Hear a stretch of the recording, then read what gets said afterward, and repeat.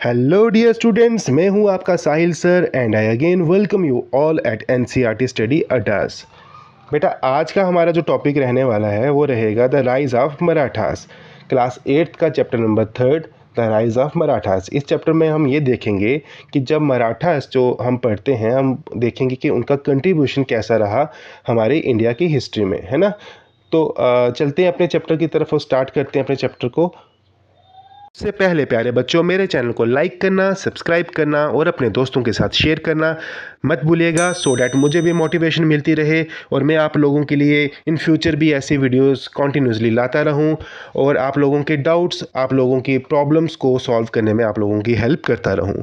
एक चीज़ वो और ऐड करना चाहूँगा यहाँ पर मैं, और वो ये है कि हो सकता है कि कुछ बच्चों को मेरी वीडियोस की स्पीड जो है वो थोड़ी सी कम लगे, तो आप अपने अकॉर्डिंगली जो स्पीड है बढ़ा सकते हैं और वीडियोस को देख सकते हैं। ठीक है, तो चलो स्टार्ट करते हैं, चलते हैं अपनी वीडियो की तरफ।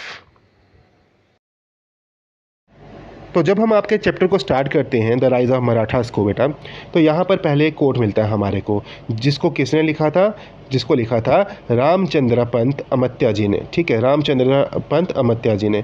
ये यहाँ कहना चाहते थे कि ये जो यूरोपियन लोग उस टाइम यहाँ इंडिया में आ रहे थे ना, डच हो गए, वो चाहे फ्रेंच हो गए, इंग्लिश हो गए, पुर्तगाली, जो भी लोग ये आ रहे थे, ये लोग बेसिकली यहाँ पर सिर्फ इस इंटेंशन से नहीं आ रहे थे कि उनको यहाँ आकर बिजनेस करना था। ठीक है, उनको यहाँ पर आने का इस बिज़नेस के अलावा और भी कुछ इंटेंशंस थे, और वो क्या थे?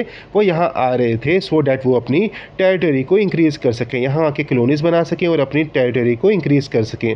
प्लस वो यहाँ पर उनकी इंटेंशन ये भी थी कि वो अपने रिलीजन को जो यहाँ प्रमोट कर सकें, प्रोपोगेट कर सकें, फैला सकें। ठीक है, तो यहाँ पर अगर आप ये सोच रहे थे उस समय कि ये जो ब्रिटिशर्स थे, ये जो यूरोपियन कंट्रीज़ के जो यूरोपियन कंट्रीज़ के लोग जो यहाँ आ रहे थे, डिफरेंट डिफरेंट कंट्रीज़ के, यहाँ पर सिर्फ इस इंटेंशन से आ रहे थे कि उनको बिजनेस करना था, तो आप गलत हैं। और ये कितनी दूरदर्शिता थी इनके विज़न में, ना, कितने विजनरी इंसान थे। कौन? रामचंद्र पंत की। इतना टाइम पहले ही इन्होंने ये बता दिया कि आप समझ जाइए, ये लोग जो हैं यहाँ पर खाली बिजनेस के लिए नहीं आ रहे हैं, ये लोग आपको गुलाम बनाएंगे। ठीक है, आगे चलते हैं। आगे चल के हम ये देखते हैं कि इस चैप्टर में हमने क्या पढ़ना है। सबसे पहले हम इन्हें यहाँ देखना है कि मराठास कौन थे, है ना, मराठास थे कौन। फिर उसके बाद हम देखेंगे कि how did they manage to become the largest pan India power before the British took over. तो ब्रिटिशर्स जब तक मतलब पूरे इंडिया में जब उन्होंने अपनी कॉलोनी बना ली इंडिया को और यहाँ पे राज किया, उससे पहले कैसे ये जो इंडिया के सबसे बड़ी जो पावर बनी, कौन? मराठास इंडिया के सबसे बड़ी पावर बनी। उसके बाद हम अगला पॉइंट देखेंगे कि what were some features of their governance, उनकी गवर्नेंस के कुछ इंपॉर्टेंट फीचर्स देखेंगे। देन उसके बाद हम देखेंगे what impact did the Maratha empire leave in Indian history. तो जब हम इंडियन हिस्ट्री पढ़ते हैं तो उसमें मराठास का इम्पैक्ट क्या रहा, मराठास का कंट्रीब्यूशन क्या रहा, ये सब चीज़ें हम यहाँ पर देखेंगे। ठीक है, यहाँ उसके बाद आपको एक टाइमलाइन दी गई है जिस पे आपको बताया गया है कि कैसे कैसे मराठास ने यहाँ पर इंडिया में अपने जो राज्य था उसको फैलाया। और जब हम मराठास की बात करते हैं तो शिवाजी के बिना तो वो चीज़ पॉसिबल ही नहीं है ना, छत्रपति शिवाजी के पढ़े बिना तो ये वो चीज़ पॉसिबल ही नहीं है। तो इसलिए ये जो टाइमलाइन दी है, इसकी स्टार्ट जो हो रही है वो कहाँ से हो रही है? बर्थ ऑफ छत्रपति शिवाजी से। तो ये बाकी की टाइमलाइन आप देख लीजिएगा, जैसे 1630s में उनका बर्थ होता है, 1646 में वो छत्रपति शिवाजी का रूल स्टार्ट होता है, फिर वो क्या करते हैं, मराठा नेवी बनाते हैं, फिर उसके बाद वो क्या करते हैं, उनका कोरोनेशन होता है। वो कोरोनेशन कहाँ होता है? उनका रायगढ़ में। उनका राज तिलक होता है, कहाँ होता है? रायगढ़ में। इंपॉर्टेंट एमसीक्यू बन सकता है कि शिवाजी का कोरोनेशन कहाँ हुआ था, है ना। फिर उसके बाद क्या करते हैं, वो दक्षिणा दिग्विजय करते हैं। दक्षिणा दिग्विजय क्या हुआ? जब वो राजा बनते हैं, जब वो छत्रपति बनते हैं, तो वो क्या करते हैं, अपने राज्य को फैलाने के लिए दक्षिण की तरफ जाते हैं, साउथ की तरफ जाते हैं। उसको क्या बोला जाता है? दक्षिणा दिग्विजय। इस तरह से 1680s में उनकी डेथ हो जाती है। तो इसके बाद के भी कुछ फैक्ट्स हैं जो मराठास कंटिन्यूस उसके बाद भी रहे, क्योंकि शिवाजी के बाद भी तो मराठा राज्य रहा, मुगल्स और मराठास की जो वार्स थी वो होती रही। तो वो पूरा आगे है, वो आपके बुक में आपको आगे भी मिल जाएगा। तो यहाँ तक हमने देख लिया, अब देखते हैं अपने चैप्टर की तरफ चलते हैं और क्या कहता है आगे। तो आपका फर्स्ट टॉपिक है बेटा, हु आर द मराठास, कि मराठास थे कौन, है ना। तो इस क्वेश्चन का आंसर हमारे को एनसीईआरटी कुछ इस तरह से देती है कि the Marathas are a group of people native to the Deccan plateau, यानी कि मराठास वो लोग थे जो नेटिव थे, कहाँ के, जो बसनीक थे कहाँ के, डेक्कन प्लेट्यू के, जो रहते थे कहाँ पर, डेक्कन प्लेट्यू में। और डेक्कन प्लेट्यू में कौन सी जगह स्पेसिफिकली अगर हम बात करेंगे, डेक्कन प्लेट्यू में महाराष्ट्र में। देखो इसको हम इस मैप से समझते हैं बेटा। ये एक मैप मैंने यहाँ बना रखा है, इंडिया का मैप है। यहाँ पे देखिए, अगर ये इंडिया का मैप है तो डेक्कन प्लेट्यू कहाँ होगा, जो ये रेड एरिया मैंने यहाँ पे मेंशन किया है ये होगा डेक्कन प्लेट्यू। और इस डेक्कन प्लेट्यू में महाराष्ट्र होगा, ये जो ग्रीन कलर का एरिया मैंने मार्क करा हुआ है ये होगा महाराष्ट्र, ठीक है। तो मराठास कौन थे, मराठास थे जो इस एरिया में है ना महाराष्ट्र में रहते थे, और इनकी लैंग्वेज कौन सी थी, वो थी मराठी। ये कौन सी लैंग्वेज में बात करते थे, ये लैंग्वेज में बात करते थे मराठी लैंग्वेज में। और अगर हम मराठी लैंग्वेज की बात करें तो एक बहुत ही ये रिच लैंग्वेज थी, है ना। एक कॉन्टीन्यूस इसमें लिटरेरी वर्क हुआ है, लिटरेरी हिस्ट्री है इसमें। लिटरेरी वर्क मतलब इसमें बहुत सारी कविताएं लिखी गई हैं, बहुत सारी कहानियां लिखी गई हैं। और एक कब से इसमें काम हो रहा है, इसमें काम हो रहा है 12th सेंचुरी से, ठीक है बेटा।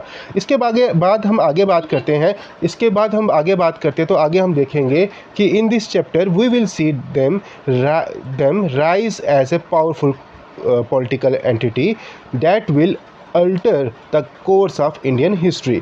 तो इस चैप्टर में हम क्या देखेंगे मराठास के बारे में, हम ये देखेंगे कि मराठास थे वो कैसे राइज़ करते हैं ना, और राइज़ करके इंडिया की जो हिस्ट्री में कैसे वो बदलाव लाते हैं, कैसे चेंजेस लाते हैं। हम इस सब पर अपना जो है वो फोकस डालेंगे। चलिए आगे देखते हैं।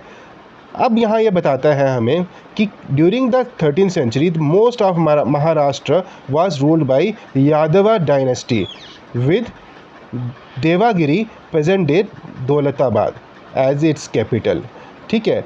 यानी कि जब हम महाराष्ट्र की बात करते हैं तो मराठास तो बाद में है ना, मराठास के आने से पहले भी वहाँ पर कुछ डायनेस्टीज थी जिन्होंने राज किया था, है ना। तो मराठास के आने से पहले वहाँ पर जो डायनेस्टी राज कर रही थी वो कौन सी थी बेटा, वो थी यादवा डायनेस्टी, ठीक है।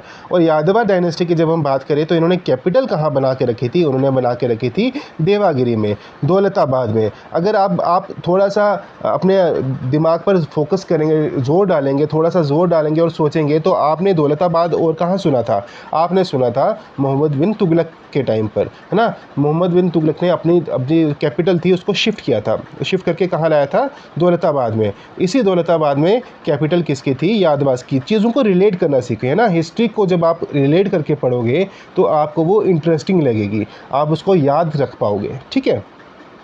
तो यहाँ पे हमने देख लिया कि उनकी कैपिटल कहाँ थी, मराठा से पहले कौन सी डायनेस्टी जो थी वहाँ पे रूल कर रही थी। अब इसके आगे हम देखते हैं कि इन द अर्ली देख लीजिए, ये दूसरी टाइमलाइन है, जो हमने पहले टाइमलाइन देखी थी उसके आगे की कंटिन्यूटी यहाँ से हो रही है। In the early 14th century the Yadava dynasty was overcome by the Khilji sultanate from Delhi. तो 14th सेंचुरी में क्या होता है बेटा, 14th सेंचुरी में जो ये यादवा डायनेस्टी थी इसको रिप्लेस कर दिया जाता है किसके द्वारा, वो खिलजी डायनेस्टी, जो खिलजी सल्तनत थी, खिलजी डायनेस्टी थी उसके द्वारा, है ना। खिलजी क्या करते हैं, इसको जो रिप्लेस कर देते हैं किसको, यादवास को, ठीक है बेटा। अब इसके बाद हम देखते हैं आगे क्या होता है। आगे यहाँ पे देखते हैं कि क्या होता है कि अमिस्ट सच पॉलिटिकल चेंजेस, है ना। ये सब जो पॉलिटिकल चेंजेस हो रहे थे कॉन्टीन्यूसली, कभी कोई राजा आ रहा था, फिर कोई डायनेस्टी आ रही थी, ये सब चीज़ें महाराष्ट्र में चल रही थी। पर उसके बावजूद क्या वहाँ पे रहा कि वहाँ पे कल्चर जो रहा ना, कल्चरल ट्रेडिशंस वहाँ के जो रहे वो क्या रहे, वो कंटिन्यू रहे, है ना। मतलब उनमें कोई चेंज नहीं आया, लोग अपने कल्चर के साथ जुड़े रहे वहाँ पर। हालांकि वहाँ पे कभी कोई किंग आ रहा था, कभी कोई राजा आ रहा था, कभी कोई डायनेस्टी आ रही थी, अलग अलग लोग आ रहे थे, पर लोग अपने कल्चर के साथ वहाँ पर जुड़े रहे, अपने कल्चर को लोगों ने छोड़ा नहीं। उसका रीज़न क्या था, उसका रीज़न था कि भक्ति मूवमेंट।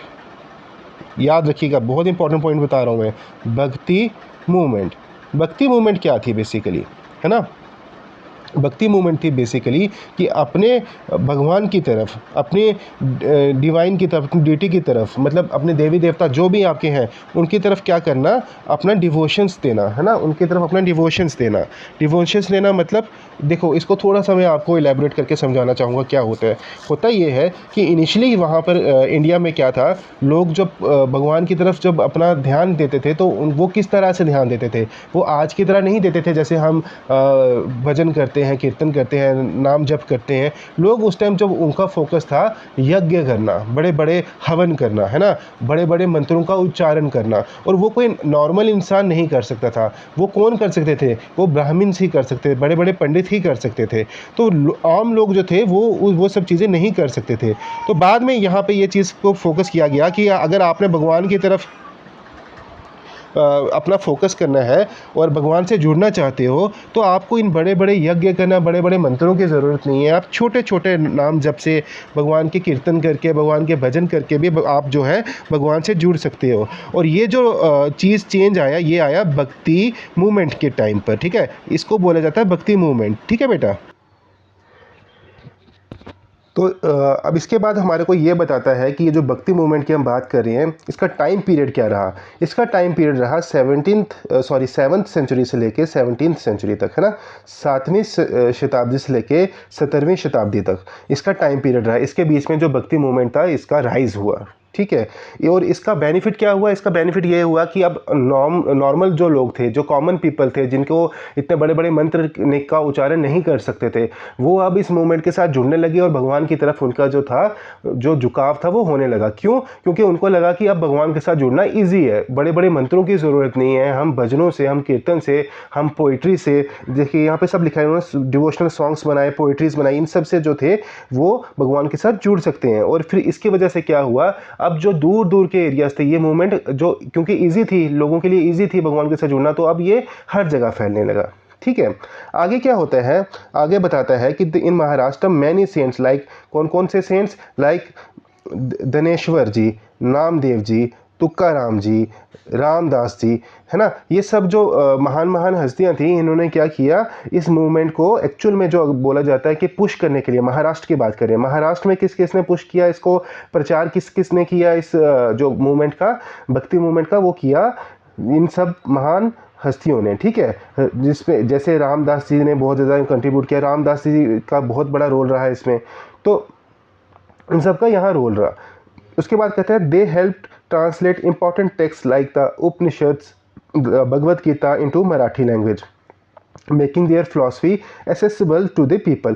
तो अब यहाँ पे इन लोगों ने कंट्रीब्यूट कैसे किया? इन्होंने ये किया कि जैसे उपनिषद जो हमारे थे, हमारी जो भगवद गीता थी, अब ये एक्चुअल में क्या थी, ये संस्कृत में लिखी हुई थी ना।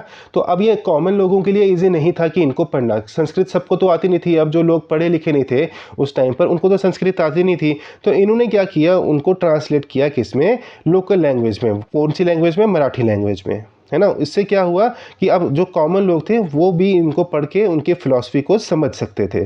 सम also focused on social organizations and political awareness similar to Sikh guru. तो अब कहते हैं यहाँ पे कि यहाँ पर सिर्फ इस चीज़ पे इन्होंने फोकस नहीं किया।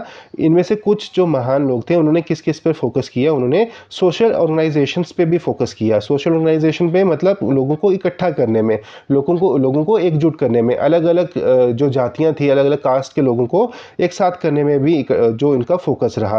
पॉलिटिकल अवेयरनेस लाने में इनका फोकस रहा। इनका ये कहना था कि हम लोगों को बाहर का कोई जो आक्रांता है, बाहर के जो इन्वेडर्स हैं, वो क्यों रूल करें, हम अपने आप को खुद रूल करेंगे। हमारे में ये कैपेबिलिटी होनी चाहिए कि हम अपने आप को खुद रूल करें, हमारे को बाहर का कोई रूल क्यों करे। तो लोगों में ये इस टाइप की जो अवेयरनेस थी वो फैला रहे थे। और ये अवेयरनेस किसके जैसी थी? सिख गुरुज की तरह। सिख गुरुज भी तो ऐसे ही कर रहे थे ना, हमने देखा था लास्ट चैप्टर में, आपके सिख गुरुज भी ऐसे कर रहे थे। तो इनका भी सेम फोकस ऐसे ही रहा। इसके बाद ये कहते हैं कि as a result the society acquired a solid culture foundations. इसकी वजह से क्या होता है कि जो सोसाइटी थी, उनका जो कल्चरल फाउंडेशन थी, जो बुनियाद थी उनके कल्चर की, वो बहुत सॉलिड होने लगती है। क्योंकि लोग अपने कल्चर की तरफ फोकस करने लगते हैं। उनका झुकाव जो था, उनका जो रुझान था, वो अपने कल्चर की तरफ झुकने लगता है। वो ये सोचने लगते हैं कि हमारा कल्चर बहुत महान है और हमारे कल्चर बहुत एंशियंट है। एक्चुअल में एंशियंट तो था ही ना, इंडियन कल्चर तो बहुत एंशियंट था। तो उनको बहुत ज़्यादा फोकस होने लगता है अपने कल्चर की तरफ। Which later help the Marathas to organise themselves into political power. और इसी की वजह से क्या होता है, जो लोगों की जब ऐसा फील होने लगता है कि हमारा जो एंशियंट्स थे, हमारे जो एंसिस्टर्स थे, वो बहुत महान थे। तो फिर लोगों का जो अपने आप में प्राइड, अपने कल्चर पे प्राइड आना स्टार्ट होता है, और जब प्राइड आना स्टार्ट होता है तो ये कहते हैं कि हम किसी के अंडर नहीं रहेंगे, हम अपने आप को फ्री करेंगे और अपने आप को खुद जो है वो रूल करेंगे, हमारे अपने लोग हमको रूल करेंगे। इसीलिए जो मराठास थे एक पॉलिटिकल पावर बनती है बाहर बाद में जाके, क्योंकि इनको ये लगता है कि हम अपने आप को खुद रूल करेंगे। ठीक है, ये एक रीज़न रहा।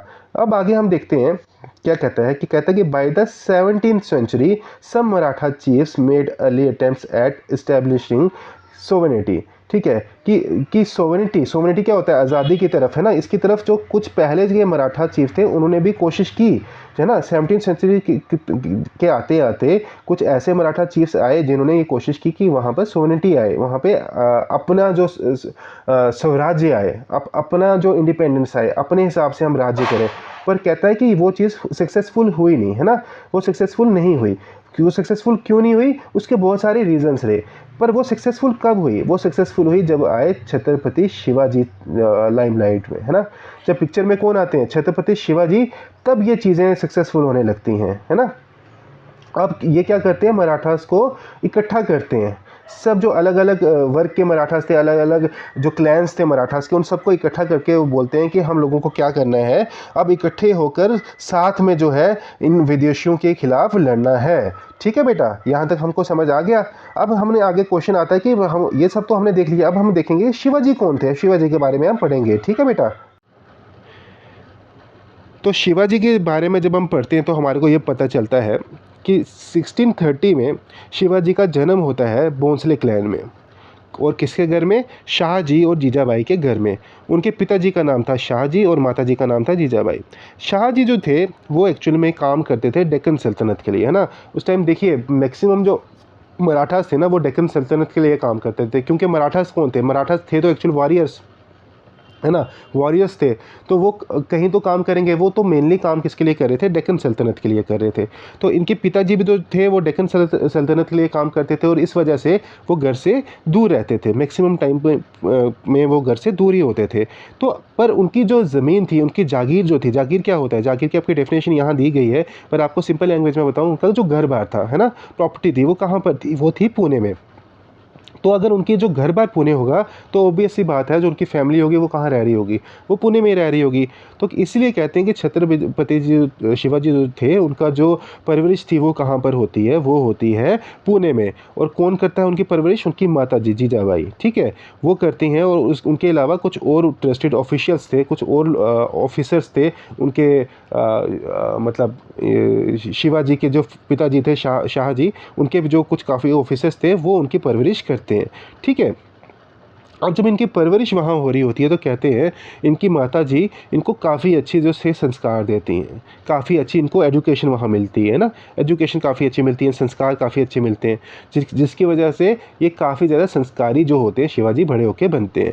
कहते हैं कि अब एट दिस टाइम जो पुणे रीजन था ना वो वहाँ पे काफ़ी ज़्यादा प्रॉब्लम हो रही थी। प्रॉब्लम किस वजह से हो रही थी, क्योंकि वो डेक्कन सल्तनत के अंडर था, के साथ में था बिल्कुल, है ना, और डेक्कन सल्तनत के साथ में था बिल्कुल। तो ऑब्वियस सी बात है जब अब डेक्कन सल्तनत में क्या था, वो कांस्टेंट जो था वो वॉर वाली सिचुएशन में रहते थे, है ना, कॉन्स्टेंटली लगातार वॉर वाली सिचुएशन में, कभी किसी से लड़ाई हो रही है उनकी, कभी किसी से लड़ाई हो रही है। और इस वजह से क्या हो रहा था, जो ये एरिया था पुणे का, इसके जो लोग थे उन पर भी काफ़ी ज़्यादा इम्पेक्ट हो रहा था। अब आप देख सकते हैं कि आज की एग्जाम्पल अगर लें, ईरान में वॉर हो रही है तो उसकी वजह से पूरी दुनिया में इफेक्ट हो रहा है ना। तो सिमिलरली अब डेक्कन में जब इनके बिल्कुल साथ वाले एडजॉइनिंग जो एरिया था उसमें जब वॉर वाली सिचुएशन होगी तो ऑब्वियस सी बात है कि जो ये वाला एरिया था, पुणे का एरिया था, महाराष्ट्र का एरिया था, ये लोग भी जो थे इस पर इम्पेक्ट होगा, है ना।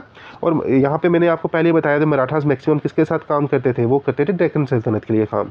ठीक है, आगे कहते हैं कि जब शिवाजी 16 साल के थे, सिर्फ 16 ईयर्स के थे, तो वो अपनी पहली जो मिलिट्री कैंपेन करते हैं ना, फर्स्ट मिलिट्री कैंपेन कौन सी ईयर में करते हैं, कौन सी कितनी ईयर में करते हैं, कितनी एज में करते हैं, 16 ईयर्स की एज में करते हैं।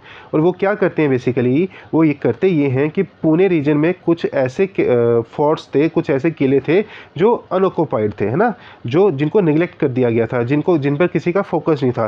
पहले तो उनको वो कैप्चर करते हैं, उनको अपने अंडर लेते हैं और उसके बाद उन पे क्या करते हैं, उनको स्ट्रेंथन करते हैं, उनको मजबूत करते हैं, सो डैट अब कोई बाहर से जो था वो इंटर नहीं कर पाए। कहते हैं कि his vision of sovereign kingdom और स्वराज्य grew up over the years, extending to political, economic and cultural aspects, which we will explore in this chapter. तो कहते हैं कि उनका विज़न क्या था, है ना, उनका विज़न था सोवरेन किंगडम का। सोवरेन किंगडम मतलब स्वराज्य, बहुत इंपॉर्टेंट पॉइंट, स्वराज्य। स्वराज्य मतलब खुद का शासन, बाहर वाले लोगों का शासन नहीं, है ना, बाहर वाले लोग उन पे राज्य नहीं करेंगे, उनको डोमिनेट नहीं करेंगे, वो खुद अपने आप को क्या करेंगे, रूल करेंगे, है ना। तो वो खुद का रूल का होना, इसको बोला जाता है स्वराज्य। तो शिवाजी का ये विज़न था कि हम लोग अपने आप को खुद जो है वो क्या करेंगे, रूल करेंगे। कौन कौन से मसलों में, चाहे वो पॉलिटिकल हो गया, चाहे वो इकोनॉमिक हो गया, चाहे वो कल्चरल हो गया एस्पेक्ट, कुछ भी चीज़ हो, उस समय हमारा अपना जो रूल होना चाहिए, बाहर वाले क्यों हमारे को बताएंगे कि हमें क्या करना है ना। तो यहाँ पर ये हम देखा कि ये सब चीज़ थी। अच्छा, उसके बाद आगे हम बढ़ते हैं, आगे चल के देखते हैं कि क्या होता है। Chhatrapati शिवाजी's kingdom soon expanded to India's west coast, and to secure access to the resources of coastal regions he felt the need to establish a navy। तो अब ये कहते हैं कि अब क्या होता है, शिवाजी जब पहला वो काम अपना कर लेते हैं कि किलों, कुछ किले थे ऐसे जिनको वो अपने अंडर ले लेते हैं। अब वो कहते हैं कि हमें क्या करना पड़ेगा, हमें अपनी टेरिटरी को, अपने किंगडम को क्या करना पड़ेगा, एक्सटेंड करना पड़ेगा कि इस तरफ इंडियाज़ की जो वेस्ट कोस्ट थे ना, इंडिया के वेस्ट कोस्ट कौन से हुए, जो अरेबियन सी वाली साइड थे, ये वाली साइड के, या अगर इंडिया के ये वाला एरिया महाराष्ट्र का है तो ये वाला एरिया जो था, ये वाला एरिया, तो यहाँ पर वो क्या करते हैं, अपने अपने आप को एक्सपेंड करते हैं इस एरिया में, वेस्ट कोस्ट की तरफ क्यों, क्योंकि देखो बेटा, उस टाइम मैक्सिमम जो ट्रेड होता था वो कहाँ से होता था, वो कोस्टल रीजन से होता था, कोस्टल एरिया से होता था, है ना, कोस्ट वाले मतलब सी रूट से ही होता था। तो अब उन्होंने कहा कि अगर इन रिसोर्सेज को अपने कंट्रोल में लेना है, इस सब को अपने कंट्रोल में लेना है, तो हमारे को क्या करना पड़ेगा, वेस्ट कोस्ट की तरफ अपने आप को क्या करना पड़ेगा, मूव करना पड़ेगा, एक्सपेंड करना पड़ेगा, है ना। और इस पर्पज़ के लिए वो क्या करते हैं, इस पर्पज़ के लिए वो बनाते हैं नेवी, वेरी इंपॉर्टेंट, वो बनाते हैं navy. This was a truly revolutionary step at the time. By comparison the Bijapur sultanate ruled by Adil Shah dynasty maintained merchant ships but did not possess a full-time naval force which could protect the coast. Even the Mughal emperor's use of the navy was very limited. Thus the Maratha navy was born, whose exploits becomes the legendary। कहते हैं कि क्या होता है कि ये इस time पर, अब जब जिस टाइम पर शिवाजी ने नेवी को इंट्रोड्यूस किया, इस टाइम पर नेवी जो थी कोई कॉमन चीज़ नहीं थी, है ना। बड़ी बड़ी सल्तनत के लोग जो थे, जैसे बीजापुर हो गया, जैसे मुगल्स हो गए, इनके पास भी प्रॉपर एक नेवी नहीं थी। अब जब बीजापुर की बात करते हैं कि इनके पास जो नेवी थी ना, वो कोई प्रॉपर जो थी वो उस टाइप की नेवी नहीं थी, है ना। वो क्या करते थे, वो नॉर्मल से अपने जो उनके जो ट्रेड वाले शिप्स थे उसी पर अपने कुछ सिपाहियों को चढ़ा देते थे और बोलते थे कि आप इनकी सेफ्टी करो। तो प्रॉपर नेवी किसी के पास नहीं थी, चाहे आप बीजापुर की बात कर लो, चाहे आप मुगल्स की बात कर लो, उस टाइम पर लिमिटेड नेवी थी। अगर मुगल्स के पास भी थी, बड़ी लिमिटेड नेवी थी। उस टाइम पर नेवी जो मराठास क्या करते हैं, एक फुल फ्लेज नेवी इंट्रोड्यूस कर देते हैं, और ये बहुत बड़ी जो उस टाइम पर एक चीज़ मानी जाती है ना, बहुत बड़ा एक जो था एक अचीवमेंट मानी जाती है। उसके बाद कहते हैं, to protect his people from powerful enemies, Chhatrapati Shivaji had recourse to the tactics of guerrilla warfare, which uses small group of people in a focused way, with speed, surprise and knowledge of the terrain to defeat bigger enemies या armies। ठीक है। His success soon invited the wrath of the Bijapur Sultanate, which sent the veteran general Afzal Khan to confront him. तो कहते हैं कि अब शिवाजी क्या करते हैं, अब पहले उन्होंने नेवी बना दी, उन्होंने वेस्टर्न कोस्ट को भी अपने कंट्रोल में ले आया, ये सब किया। उसके बाद वो कहते हैं कि अब क्या था, वो आहिस्ता आहिस्ता जो थे ना मशहूर हो रहे थे। अब जब वो मशहूर हो रहे थे तो फिर क्या होता है कि उनके दुश्मन भी बढ़ेंगे, है ना, जितना नाम बढ़ता है उतना ही दुश्मन बढ़ते हैं। तो कहते हैं कि अब क्या होता है, अब वो क्या उनको ये लगता है कि अब मुझे अपने लोगों को प्रोटेक्ट करने के लिए कुछ एक्स्ट्रा चीज़ करनी पड़ेगी। तो वो किसकी तरफ जाते हैं, वो जाते हैं गोरिल्ला वॉरफेयर की तरफ, है ना, गोरिल्ला वॉरफेयर की तरफ जाते हैं। वो अपने सिपाहियों को, अपने जो उनके सोल्जर्स थे उनको ये बोलते हैं कि हमको गोरिल्ला वॉरफेयर सीखनी है, और उन लोगों को उसकी ट्रेनिंग दिलवाते हैं। तो ये एक्चुअल में गोरिल्ला वॉरफेयर क्या था? ये एक ऐसी टेक्टिक्स थी जिससे आप लड़ाई करते थे, वॉर करते थे, जिसमें आप अपनी स्पीड को यूज़ करते थे, है ना, एकदम से सरप्राइज अटैक्स करते थे, आप छुप के बैठते थे, घात लगाते थे, और जैसे ही आपका दुश्मन आता था आप उस पर अटैक कर देते थे। ये सब उन्होंने सीखा क्योंकि उन लोगों को उस एरिया के, अब उनका फिक्स एक एरिया होता था, अब उससे बाहर जाके वो गोरिल्ला वॉरफेयर नहीं करते थे। वो जिस एरिया की उनको नॉलेज है ना, एक पर्टिकुलरली कोई पहाड़ी है, झाड़ियाँ, जंगल है, उसमें उनको पूरी नॉलेज होगी कि इस जंगल में क्या क्या है, कहाँ का है। तो अब उनको जब नॉलेज होगी तो वो उस चीज़ को, अपनी नॉलेज को अच्छे से यूज़ करके वो एकदम से अटैक करते थे उस रास्ते से, घात लगा के, मतलब उस रास्ते से अगर उनका दुश्मन जा रहा है, उनको नॉलेज है वहाँ की, वो छुप के बैठेंगे और उस पर अटैक कर देंगे। तो ये एक तरीका था गोरिल्ला वॉरफेयर का। तो अब ये कहते हैं कि ये सिखाते हैं अपने सिपाहियों को ये सब। तो अब इस सब से क्या होता है, जो बीजापुर का सुल्तान था, उसको ना दिक्कत होने शुरू हो जाती है, उसको प्रॉब्लम होना शुरू हो जाती है, उसको खतरा फील होना स्टार्ट हो जाता है। तो इस वजह से वो क्या करता है, उसका एक जनरल था जिसका नाम था अफजल खान, उसको भेजता है कि तुम जाओ और छत्रपति शिवाजी को पकड़ के मेरे पास लाओ। अब छत्रपति शिवाजी क्या करते हैं, जब उनको ये पता चलता है कि एक अफजल खान करके एक जनरल है जो आ रहा है वहाँ उनसे लड़ाई करने के लिए, तो वो क्या करते हैं, वो खुद, और उनका एक एडवाइज़र होता है ना, वो क्या करते हैं, वो जाते हैं अफजल खान के पास और उसको कन्विंस करते हैं कि हम लोगों को आपस में लड़ने की ज़रूरत नहीं है, हमारी आर्मीज़ को आपस में लड़ने की ज़रूरत नहीं है ना, हमें क्या ज़रूरत है कि इतने लोगों को हम मरवा दें, अगर आपको हमसे पकड़ना है। क्योंकि अफजल खान एक अच्छा हट्टा कट्टा इंसान था, बहुत ऊंचा और लंबा, और शिवाजी की जो हाइट थी वो कम थी, पर शिवाजी का जिगरा बहुत था, है ना। तो अब यहाँ पर ये कहते हैं कि अफजल खान को ये ऐसे मनाते हैं कि तुमको पूरी आर्मी से क्यों लड़ाना, तुम एक काम करो, अगर तुम्हें झगड़ा ही करना है तो तुम मतलब 1 to 1 कर लो, है ना, एक तरफ शिवाजी होंगे अकेले और एक तरफ तुम होगे, तुम आपस में झगड़ा कर लो, लड़ाई कर लो, और जो जीतेगा वो जीतेगा, जो हारेगा वो हारेगा। तो अफजल खान को वो ऐसे कन्विंस करते हैं, और अफजल खान को लगता है कि ये छोटी से हाइट का इंसान है, ये मुझसे क्या लड़ाई करेगा, तो मैं तो इसको ऐसे ही हरा दूंगा, है ना। शिवाजी को देख के उसको ऐसे लगता है, तो वो मान जाता है, उसको कन्विंस कर लेते हैं। तो आप क्या कहते हैं, वो फिर उनको मिलाते हैं कहाँ पर, प्रतापगढ़ फोर्ट के पास ना, प्रतापगढ़ फोर्ट एक था, उसके पास उसको दोनों को बोलते हैं कि आप मिलना और आपस में लड़ाई करना।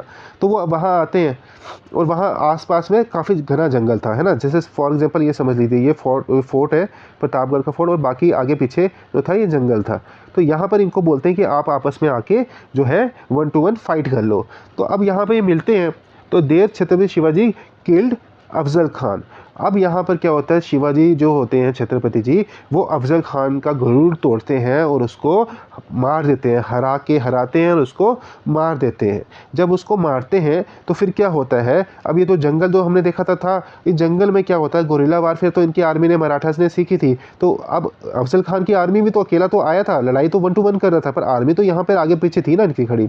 तो अब जंगल से मराठास निकलते हैं और ये जो अफजल खान की आर्मी थी इस पर अचानक से अटैक करते हैं, और इसके गोरिल्ला टेक्टिक्स को यूज़ करते हैं, गोरिल्ला अटैक करते हैं और इसकी आर्मी को हराते हैं और भगा देते हैं। ठीक है। अब यहाँ पर एक चीज़ हम यहाँ देखेंगे कि शिवाजी ने जो वेपन यूज़ किया था अफजल खान को मारने के लिए, वो वेपन था ये, और इसको क्या बोलते हैं, वागनाक या टाइगर क्लॉ भी बोलते हैं। ठीक है, टाइगर क्लॉ और वागनाक। ठीक है बेटा। अब ये इंपॉर्टेंट बन सकता है आपको कि कौन से वेपन से जो शिवाजी ने मारा था, वागनाक से। ठीक है, आगे चलो। आगे आपको यहाँ लिखा है कि अगर आप और किसी कंट्री के बारे में बता सकते हो जहाँ पे गोरिल्ला वॉरफेयर बहुत फेमस थी, अगर आपके दिमाग में कोई है ऐसा तो मेरे को कमेंट करके ज़रूर बताइएगा। वैसे मैं आपको एक कंट्री बता सकता हूँ, वियतनाम। ठीक है, वियतनाम की जो वार हुई थी वहाँ पर उन्होंने गोरिल्ला वॉरफेयर को यूज़ किया था। इसके अलावा अगर आप मेरे को बता सकते हैं कोई, तो ज़रूर कमेंट करके बताइएगा। आगे हम चलते हैं, देखते हैं क्या होता है। कहते हैं कि इसके बाद क्या होता है, soon afterwards the Mughal nobleman Shaista Khan invaded Chhatrapati Shivaji's territories with a big army for 3 years. ठीक है, finally with only a few soldiers, Chhatrapati Shivaji raided Shaista Khan's camp at night. The Khan barely escapes from the raid, losing a few fingers, and promptly left Maharashtra. ठीक है, this daring raid resembles the modern day surgical strike. देखिए बड़ा interesting एक ये पहरा है। इसमें क्या कहते हैं कि अब क्या होता है, इसकी जब अफजल खान की छुट्टी हो गई, उसको हरा दिया, उसको मार दिया, इसके बाद एक नया बंदा जो होता है पिक्चर में आता है, और उसका नाम क्या होता है, उसका नाम होता है शाइस्ता खान। वो कौन होता है? मुगल्स का नोबलमैन होता है एक, ठीक है, शाहकार होता है मुगल्स का। वो वहाँ आता है और वो कहता है कि मैं अब छत्रपति शिवाजी की टेरिटरी को क्या करूँगा, इन्वेड करूँगा। वो कॉन्टीन्यूसली उनकी टेरिटरी को इन्वेड करता रहता है, अंदर घुसता रहता है, अंदर घुसता रहता है। कब तक?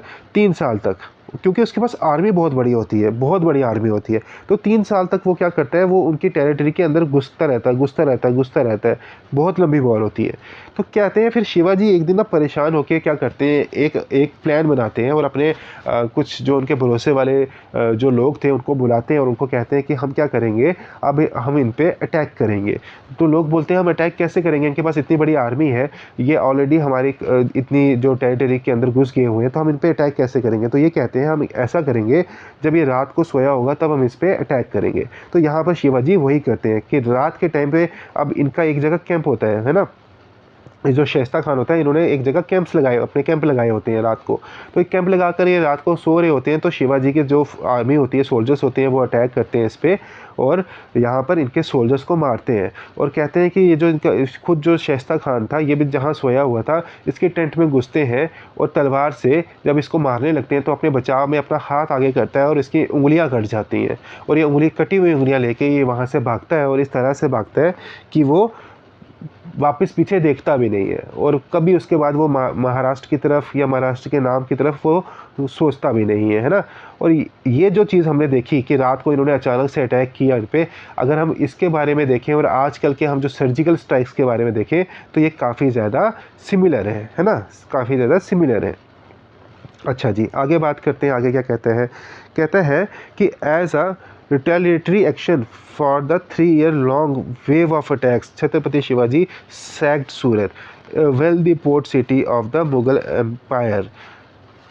There he obtained enormous treasures worth almost 1 crore of rupees, an extremely large sum for the time. तो कहते हैं कि अब क्या होता है, अब शिवाजी को काफ़ी गुस्सा होता है। गुस्सा क्यों होता है? क्योंकि उनकी टेरिटरी को काफ़ी 3 साल तक वो वॉर में वाली सिचुएशन में रहे कि शाइस्ता खान के साथ, तो उनको नुकसान तो होता है ना। देखो, वॉर से तो नुकसान हर किसी को होगा, है ना।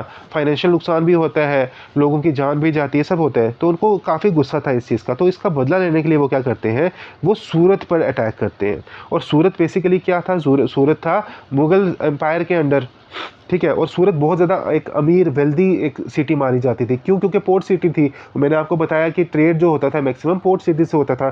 तो सूरत में काफ़ी ज़्यादा जो था व्यापार होता था। इस वजह से वो क्या करते हैं, वहाँ पे अटैक करते हैं, क्योंकि उनको पता था काफ़ी ज़्यादा वहाँ पे पैसा वैसा होगा। तो वहाँ पे जाके वो अटैक करते हैं और वहाँ से वो पैसा उनसे उठाते रहते हैं। जो वहाँ के लोग होते हैं, जो मुग़ल एम्पायर के लोग होते हैं, उनसे पैसा उठाते हैं। और कहते हैं कि कितना पैसा उठाया, कि कहते हैं ऑलमोस्ट 1 करोड़ रुपीस उठाया। उस टाइम 1 करोड़ रुपीस की कीमत आप समझ सकते हैं कि कितनी होती होगी, है ना। मतलब आज के टाइम हिसाब से आप तो मैं बता भी नहीं सकता हूँ कितनी होती होगी। तो 1 करोड़ रुपीस वो वहाँ से उठाते हैं, तो उठा के वो वहाँ से ले आते हैं। अब उसके बाद बोलता है, however he was careful not to attack religious places and even spared the house of Mohandas Parekh, a charitable man. तो कहते हैं कि शिवाजी क्या करते हैं, अब हमने यहाँ पे देखा कि उन्होंने काफ़ी लोगों को लूट लिया वहाँ पर, है ना। किनको लूटा? मुग़ल एम्पायर के जो लोग थे उनको लूटा। पर उन्होंने वहाँ पर ये लिखा गया है कि उन्होंने किसी मंदिर को वहाँ पे नहीं लूटा, या फिर किसी भी अच्छे इंसान को नहीं लूटा, जो चैरिटेबल लोग थे उनको नहीं लूटा, है ना। जैसे इन्होंने एग्जांपल दी है कि इसके मोहनदास जी की एग्जांपल दी है कि मोहनदास करके पारेख करके कोई इंसान थे जो काफ़ी चैरिटेबल इंसान थे, उनको उन्होंने स्पेयर कर दिया, उनको नहीं लूटा। He sacked Surat again after a few years. और ये सिलसिला चलता रहा। इसके बाद उन्होंने सूरत को वहाँ से लूट के वापस आ गए और फिर उन्होंने फिर आके एक बारी वापस क्या किया, सूरत को लूटा। These event become a famous, so famous that they appeared in the London Gazette, an English newspaper of the time, which conveyed how Chhatrapati Shivaji wrote to all European diplomatic agents in Surat demanding immediate present of money Fehling which he would return and ruin the that city. तो अब क्या हो गया था, सूरत में जो बार बार Shivaji attack कर रहे थे ना, इस वजह से सूरत में काफ़ी डर फैल गया था, लोग डरते थे इस वजह से। तो कहते हैं इस डर की वजह से अब जब लोग डर रहे थे, अब देखिए मैंने आपको क्या बताया कि सूरत को क्या थी, एक मतलब ट्रेड वाली सिटी थी, पोर्ट सिटी थी, वहाँ पे ट्रेड काफ़ी होता था। और ट्रेड के लिए हमको पता है कि कौन मैक्सिमम कौन करते थे ट्रेड, यूरोपियन लोग करते थे। तो अब सूरत में ना काफ़ी लोग, एक ऐसी कॉलोनीज थी, कुछ ऐसी कॉलोनीज थी जहाँ पे ये यूरोपियन लोग काफ़ी रहते थे, है ना, ब्रिटिशर्स काफ़ी रहते थे। तो शिवाजी ने क्या किया, लेटर लिख के भेजा इन सब यूरोपियंस के घर में और बोला कि भाई बात ऐसी है कि आप या तो चुप करके मेरे को पैसे दे दो, है ना, पैसे दे दो, नहीं तो फिर मैं वापस आऊँगा और जब इस बार आऊँगा तो फिर मैं, आप लोग पछताओगे इसके लिए। तो आप लोगों के लिए बेहतर ये होगा कि आप चुपचाप मेरे को अच्छे से, अच्छे बच्चे की तरह मुझे पैसे दे दो। तो ये चीज़ जब ऐसे करते हैं तो इसकी वजह से अब लोग जो ब्रिटिशर्स होते हैं ये अपने मतलब इंग्लैंड तक ये न्यूज़ पहुंच जाती है। और इंग्लैंड में एक बहुत फेमस न्यूज़पेपर था उस टाइम, उसका नाम था लंदन गैजेट, उसमें भी ये चीज़ छपती है। ठीक है, उसके बाद कहते हैं the sacking of Surat was a great insult to the might and prestige of the Mughal empire. Therefore Aurangzeb sent Jai Singh a Rajput general to defeat Chhatrapati Shivaji. Against him, Chhatrapati Shivaji had to concede defeat at Purandar Fort and inter into a treaty. तो कहते हैं कि अब क्या होता है जब ये सब चीज़ होती है ना, और जब फिर उस टाइम मुगल्स का एम्परर कौन था, मुगल का एम्परर था उस टाइम औरंगजेब।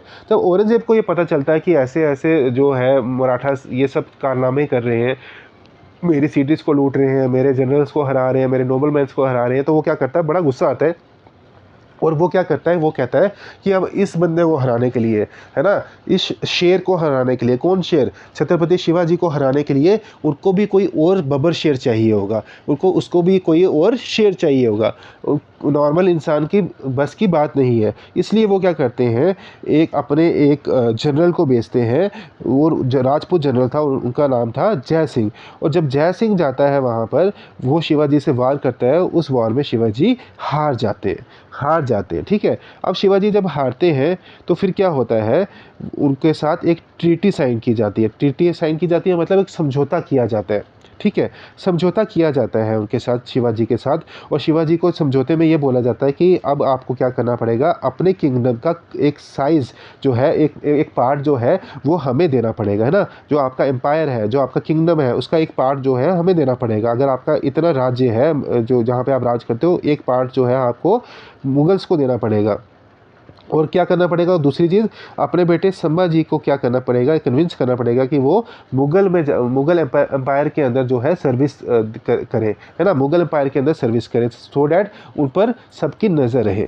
ठीक है, अब उसके बाद क्या होता है, Chhatrapati Shivaji was persuaded by Jai Singh to visit the Mughal court at Agra, where he was made to stand before Aurangzeb and a Mughal general whom he had defeated earlier। अब क्या होता है यहाँ पर, इस पूरे जो कहानी है इसमें ये लिखा गया है कि अब छत्रपति शिवाजी की जब ये बात होती है, अब जय सिंह वापस आता है इनके पास, वो बोलता है कि हम एक काम करते हैं, मेरा आपका ना अच्छे से समझौता कराता हूँ मुगल्स के साथ, ठीक है, मैं आपकी डिमांडें भी जो होंगी वो उनके सामने रखूँगा और उनकी जो डिमांडें होंगी वो आपके सामने रखूँगा, आपस में मिलके एक दूसरे की बात सुनना और समझौता कर लेना। छत्रपति शिवाजी को मना के बोलता कि तो आपको एक काम करना पड़ेगा, मेरे साथ चलना पड़ेगा, कहाँ पे, औरंगजेब की कोर्ट में, वहाँ जाके हम जो है बात करेंगे। तो छत्रपति शिवाजी को मना लेता है, छत्रपति शिवाजी मानकर वो जाते हैं औरंगजेब की कोर्ट में। और कहते हैं जब वो जाते हैं तो उनकी काफ़ी इंसल्ट की होती है वहाँ पर, कैसे उनको खड़ा कर दिया जाता है कोर्ट के बीच में, सामने औरंगजेब बैठा होता है, एक साइड उसके जो बैठे होते हैं वो लोग बैठे होते हैं, वो जनरल्स बैठे होते हैं जिनको छत्रपति शिवाजी ने हराया था, तो वहाँ पर वो सब बैठे होते हैं, इनको खड़ा कर दिया जाता है, तो इनको काफ़ी इंसल्ट फील होती है। इंसल्ट के मारे ना ये कोर्ट से बाहर निकल के जाने लगते हैं। और जब वो जाने लगते हैं तो औरंगजेब पीछे से अपने सिपाहियों को बोलता है कि इनको पकड़ के हाउस अरेस्ट कर दो, इनको बंदी बना लो। तो वो उनको पकड़ लेते हैं, उनको बंदी बनाते हैं, उनको पकड़ के ले जाते हैं, उनको और उनके बेटे को संभाजी को, दोनों को अब वो पकड़ लेते हैं। तो अब क्या होता है, शिवाजी क्या करते हैं, एक प्लान बनाते हैं, वो ये बोलते हैं कि अब हमारे को यहाँ से निकलना पड़ेगा, हम कब तक यहाँ बैठे रहेंगे। तो अब वो एक प्लान बनाते हैं, वो क्या करते हैं, जितने भी मुगल्स एम्पायर के जो मतलब ये काजी वगैरह होते हैं ना, काजी कौन होते हैं, जो इनके रिलीजियस ये सब स्पिरिचुअल लीडर्स होते हैं, स्पिरिचुअल गुरुस होते हैं, इन सब के घर ना अब मिठाइयाँ भेजना स्टार्ट करते हैं। वो ये बोलते हैं कि हम क्या करेंगे, हम बड़ी बड़ी बास्केट्स में मिठाइयाँ लेके आएंगे बाहर से, हम अपने राज्य से मंगवाऊंगा और इन लोगों में मुगल्स में बंटवाया करूँगा। तो अब वो बड़ी बड़ी बास्केट्स आती हैं जिनमें मिठाइयाँ आती हैं, फिर वो बास्केट्स वापस की जाती हैं, वहाँ से वापस भर के आती हैं, तो ये प्रोसेस चलता रहता है। तो इनिशियली उन बास्केट्स को अच्छे से प्रॉपरली जो चेकअप की उनका चेक किया जाता है, उनको देखा जाता है खोल के बीच में क्या है क्या नहीं है।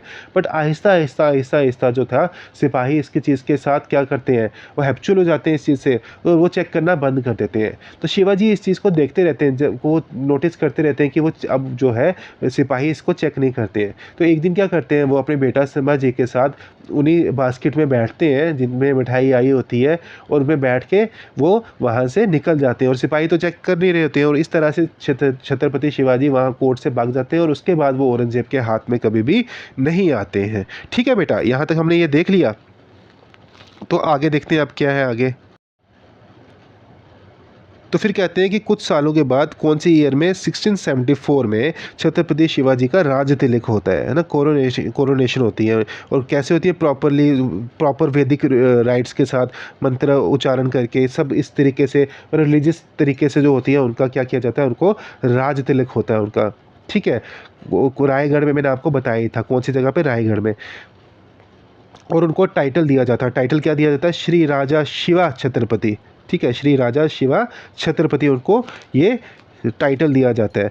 अब छत्रपति शिवाजी क्या करते हैं, जब वो उनकी कोरोनेशन होती है, तो वो एक अपना क्या करते हैं, एक अपना कैलेंडर निकाल देते हैं। देखिए उस समय में ना राजा कुछ ऐसे होते थे, कुछ राजाओं के ऐसा हमारे को प्रूफ मिला है कि कुछ राजाओं ने क्या करते थे कि जब उनका राज्य बनता था, जब वो अपनी गद्दी में बैठते थे ना, एज अ किंग वो गद्दी में बैठते थे, तो वो कहते थे कि अब एक नया दौर शुरू होगा। अब हम अपने जो हमारा समाज है, जो उनके जो सिटीजन्स हैं, वहाँ पे जो लोग रहते हैं, उनके जो उनके सब्जेक्ट्स हैं, उनके लिए एक नया दौर शुरू होगा, उनके लिए खुशियाँ आएंगी, है ना।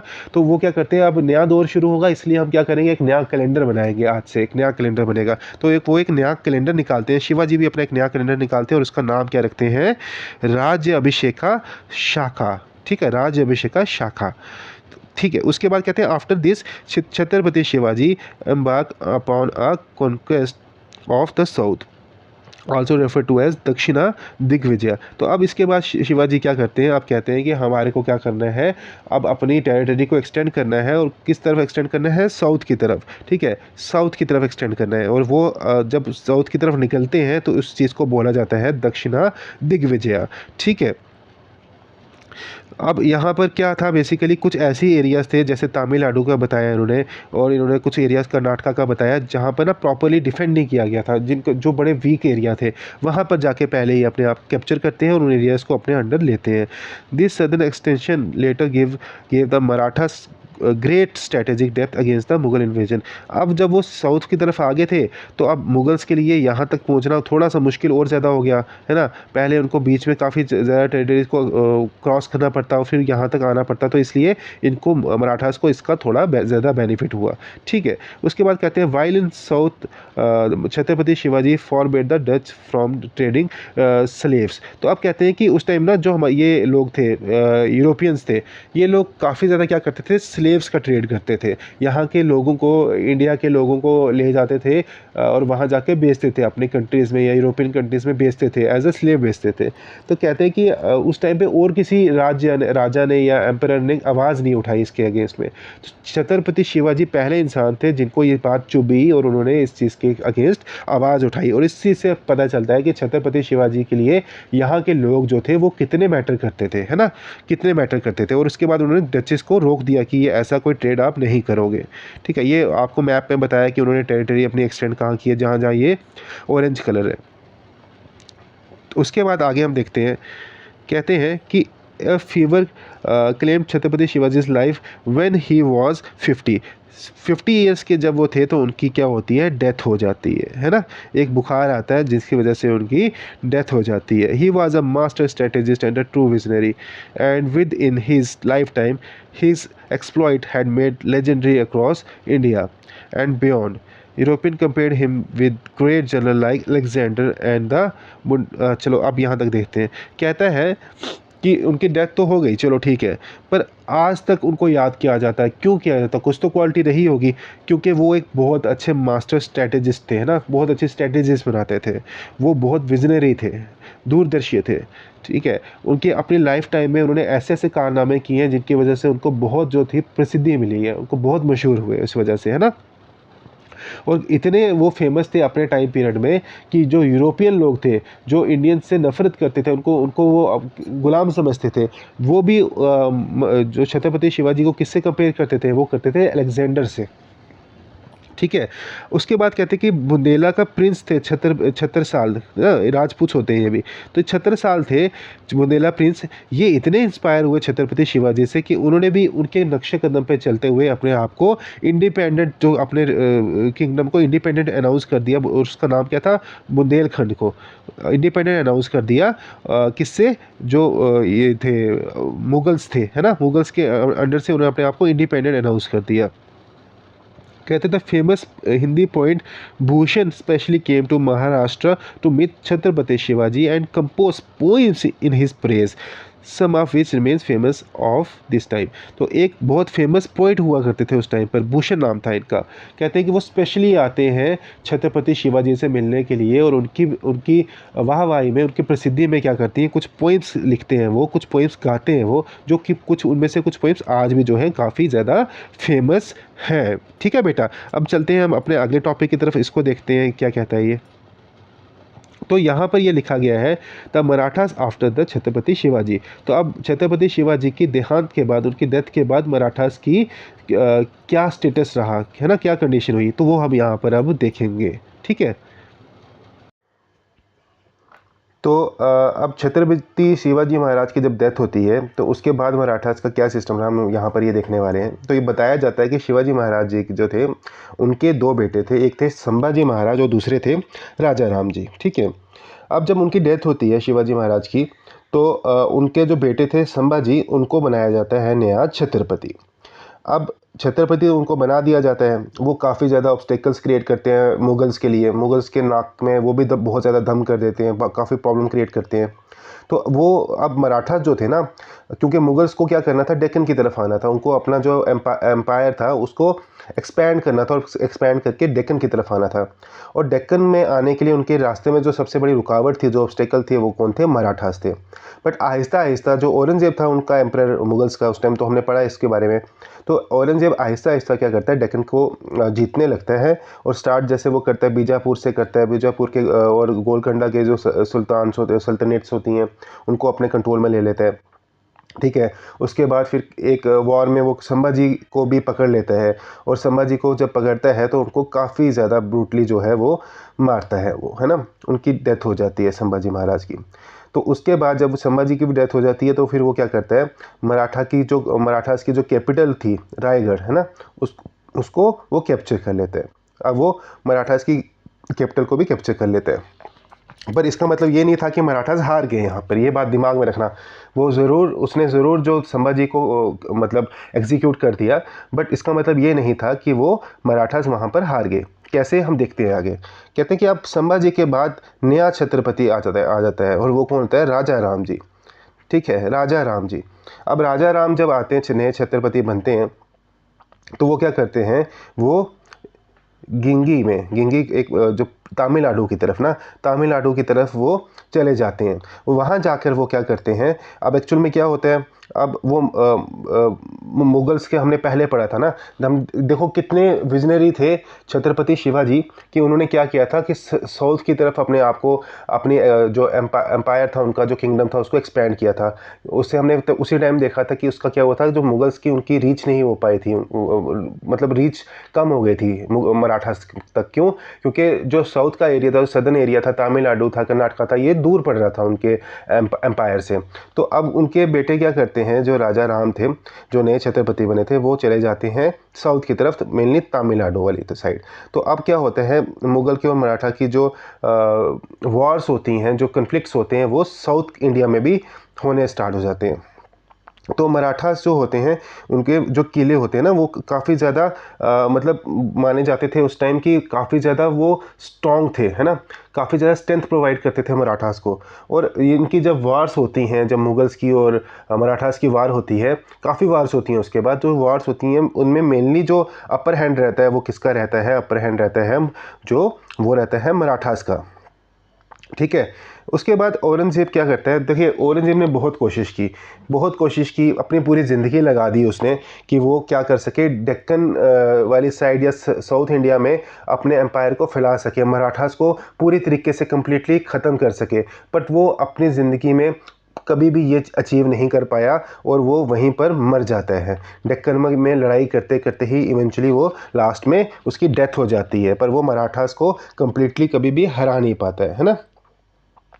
तो जब उसकी डेथ हो जाती है तो फिर क्या होता है, अब थोड़ा टाइम के बाद राजा राम जी की भी डेथ हो जाती है। और राजा राम जी के बाद जो था, उनकी बीवी जो थी, उनकी जो वाइफ थी ताराबाई, जो उनकी क्वीन थी वहाँ पर, वो एमर्ज होती है as a leader of Marathas. और वो भी कहते हैं काफ़ी ज़्यादा जो अपनी मराठास की टेरिटरी थी उसको एक्सपेंड करती है वो, है ना, और मुगल्स को काफ़ी ज़्यादा टक्कर देती हैं वो भी। ठीक है, काफ़ी ज़्यादा ब्रेव थी वो भी। अब क्या था, इसके बाद हम देखते हैं आगे का क्या होता है। अब क्या होता है, धीरे धीरे जो ये स्ट्रक्चर था ना मराठास का, कौन सा स्ट्रक्चर, ये जो एडमिनिस्ट्रेटिव स्ट्रक्चर था जहाँ पर छत्रपति जो होते थे सबसे ऊपर होते थे, उसमें एक नया चेंज आने लगता है जब इन सब की डेथ हो जाती है। छत्रपति शिवाजी की डेथ हो जाती है, इनके बेटों की डेथ हो जाती है, तो एक चेंज आने लगता है। अब यहाँ पर एक नई पावर जो थी वो एमर्ज होने लगती है, एक नई जो पोस्ट थी वो एमर्ज होने लगती है, और उस पोस्ट का नाम था पेशवा। ठीक है, उस पोस्ट का नाम क्या था, पेशवा। पेशवा क्या था, बेसिकली पर्शियन लैंग्वेज में प्राइम मिनिस्टर को बोलते थे पेशवा। ठीक है, तो अब एक नई पावर एमर्ज होने लगती है, और जब ये पावर एमर्ज होती है इस टाइम क्या होता है, जो छत्रपति था ना वो एक नॉमिनल हेड हो जाता है ना, नॉमिनल सेंटर्ड हेड हो जाता है, सिर्फ बोलने के लिए हेड हो जाता है। पर मेन पावर किसके पास होती है, उसको एडवाइस देने वाला कौन होता है, जैसे हमारे यहाँ प्रेसिडेंट होते हैं ना जो नॉमिनल हेड होते हैं, बट मेन पावर किसके पास होती है, प्राइम मिनिस्टर के पास। सिमिलरली वैसे ही हो जाता है, जो मेन पावर आ जाती है वो आ जाती है पेशवास के पास। जो छत्रपति होते हैं वो एक नॉमिनल हेड की तरह काम करते हैं। तो अब क्या होता है, यहाँ पर काफ़ी ज़्यादा इन्फ्लुएंस होता है। देखिए इन्फ्लुएंस किसका होता है, मेन जो इन्फ्लुएंस छत्रपति पे होता है वो पेशवा का होता है। जैसा जैसा पेशवा एडवाइस करते हैं छत्रपति, वैसे वैसे काम के लिए करते, मतलब वो काम जो होता है निकालना किस तरीके से निकालना है वो पेशवा ही बताते हैं छत्रपति जी को। ठीक है, उसके बाद आगे देखते हैं। जब हम पेशवास की बात करते हैं तो मेन पेशवा कौन थे, मेन पेशवा जो सबसे ज़्यादा जिनका नाम है वो है पेशवा बाजीराव फर्स्ट, और उनके बेटे सन कौन थे उनके, नाना साहेब पेशवा। ठीक है, ये जो थे मेन जो फेमस पेशवास रहे हैं मराठास में वो रहे, और जिन्होंने क्या किया, पैन इंडिया एक्सपेंशन किया मराठास का, है ना। अब मराठा जो किंगडम था उसको फैलाया पैन इंडिया, पूरे इंडिया में। उसके बाद बोलते हैं कि अब जो मराठास का बहुत large part of India under their control and generally ruled them well. तो मराठास ने अब काफ़ी ज़्यादा, इस टाइम तक जब पेशवा वगैरह आ गया ना, तो काफ़ी ज़्यादा जो इंडिया का जो पार्ट था वो अपने कंट्रोल में ले आए। But well, with the regional chief acquiring more powers and autonomy, this also resulted in occasional indiscipline and abuse in stark contrast in the Chhatrapati Shivaji values. तो कहते हैं कि अब क्या हुआ, अब यहाँ पे ना कुछ रीजनल चीफ्स जो थे वो भी पावरफुल होने स्टार्ट हो गए। देखिए अब अकेले तो जो पेशवास थे वो कंट्रोल कर नहीं सकते थे, उनको छोटे छोटे रीजन्स पे छोटे छोटे चीफ्स बनाने पड़ते थे ना।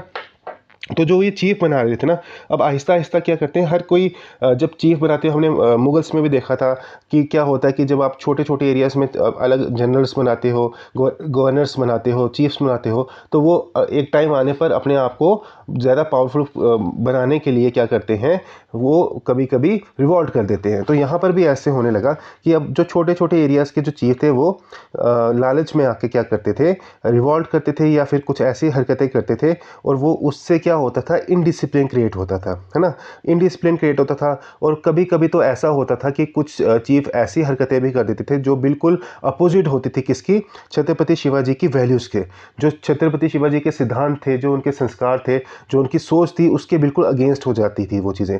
जैसे कि एग्जाम्पल इन्होंने दिए हैं कि बंगाल में क्या हुआ था कि मराठास के कुछ चीफ गए थे और 10 साल तक उन्होंने वहाँ पर क्या किया था, बहुत ज़्यादा जो था लोगों के साथ क्रूएल्टी की थी, कुछ काफ़ी ज़्यादा लोगों को मारा था, है ना। और ये चीज़ किसके अगेंस्ट थी? शिवाजी जो महाराज थे उनके सिद्धांतों के बिल्कुल अगेंस्ट थी।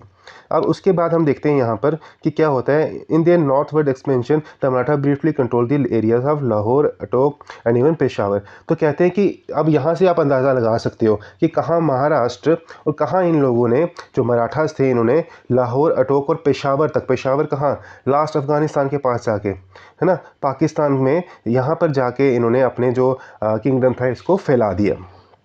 वो इवेंचुअली क्या होता है, फिर काफ़ी टाइम तक उन्होंने रूल किया। फिर उनकी एक वॉर होती है जिसको हम बोलते हैं थर्ड वॉर ऑफ पानीपत, है ना। थर्ड वॉर ऑफ पानीपत कौन सी ईयर में होती है? 1761 में। वो अफगान्स के साथ होती है और उसमें मराठास जो होते हैं वो हार जाते हैं। पर वो हार जाते हैं, अगेन मैं आपको फिर से बता रहा हूँ, मराठास ऐसे थे कि हार जाने का मतलब ये नहीं कि वो ख़त्म हो गए, वो फिर से उठते थे, फिर से आते थे, और वो फिर से उठ के आते हैं वापस किसके अंडर? पेशवा माधवराव फर्स्ट के अंदर, है ना। पेशवा माधवराव फर्स्ट के अंदर वो वापस आते हैं और एक और वॉर होती है। एक लीडर आते हैं, उन लीडर का नाम था महदजी शिंदे, और उनको ऑल्सो बोला जाता था, आपको यहाँ पे लिखा गया है महदजी क्या, सिंधिया। और वो क्या करते हैं, वो दिल्ली को वापस कैप्चर करते हैं, रिकैप्चर करते हैं दिल्ली को। कौन सी ईयर में? 1771 में, ठीक 10 साल के बाद, जब वो हारे थे पानीपत के वॉर में, थर्ड वॉर ऑफ पानीपत में, उसके ठीक 10 साल के बाद वो वापस कैप्चर करते हैं दिल्ली को। और फिर क्या करते हैं, तब तक दिल्ली पे अपना रूल मेंटेन रखते हैं जब तक ब्रिटिशर्स आते हैं। मतलब ऑलमोस्ट 3 सदियों, मतलब सदियाँ नहीं, 3 डिकेड्स तक, 3 डिकेड्स मतलब 30 साल तक ऑलमोस्ट, है ना। वो अपने इस चीज़ को मेंटेन कर रखते हैं। फिर उसके बाद क्या बोलता है कि जो दूसरा पार्ट होता है ना 18th सेंचुरी का, उसमें क्या होता है, उसमें जो चीफ राइवल्स होते हैं ना, वो अब इमर्ज होना स्टार्ट हो जाते हैं। चीफ राइवल कौन थे? मतलब चीफ राइवल कौन इमर्ज होना स्टार्ट हो जाते हैं? ब्रिटिशर्स के। कौन थे? मराठास। यहाँ पर ही कहने का मतलब ये हुआ कि जो 18th सेंचुरी के बाद जब ब्रिटिशर्स यहाँ आ गए थे, तो ब्रिटिशर्स को ये फील होता है कि उनको हिंदुस्तान में जितना बड़े उनके जो खतरा उनके लिए मराठास हैं, जितना बड़ा चैलेंज उनके लिए मराठास हैं, उतना बड़ा चैलेंज ना मुगल्स है ना कोई और है। तो मराठा सबसे बड़े चैलेंज थे कि इनके लिए, ब्रिटिशर्स के लिए।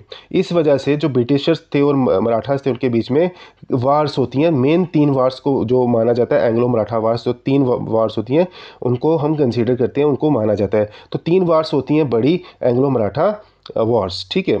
कब, कौन कौन से ईयर्स के बीच में होती है? 1775 से लेके 1818 तक। तो अब कहते हैं कि इसके बाद क्या होता है कि जो थर्ड वॉर ऑफ जो एंग्लो मराठा वार जो होती है, थर्ड एंग्लो मराठा वार जो होती है, एंग्लो मराठा वार जो थर्ड होती है, उसमें क्या होता है, मराठास हार जाते हैं। और इसके बाद क्या होती है, मराठास की पावर ख़त्म हो जाती है। और उसका रीज़न क्या बताया हारने का?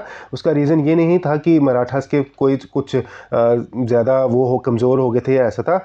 एक्चुअल में जो बड़े 3 रीज़न्स थे, अगर आपको आएगा क्वेश्चन में, अगर इसके रिलेटेड कोई क्वेश्चन आता है तो आपने ये लिखना है कि फर्स्ट रीज़न था कि इंटरनल डिसयूनिटी, लोग आपस में यूनिटी नहीं थी उनमें, ठीक है, मराठास में।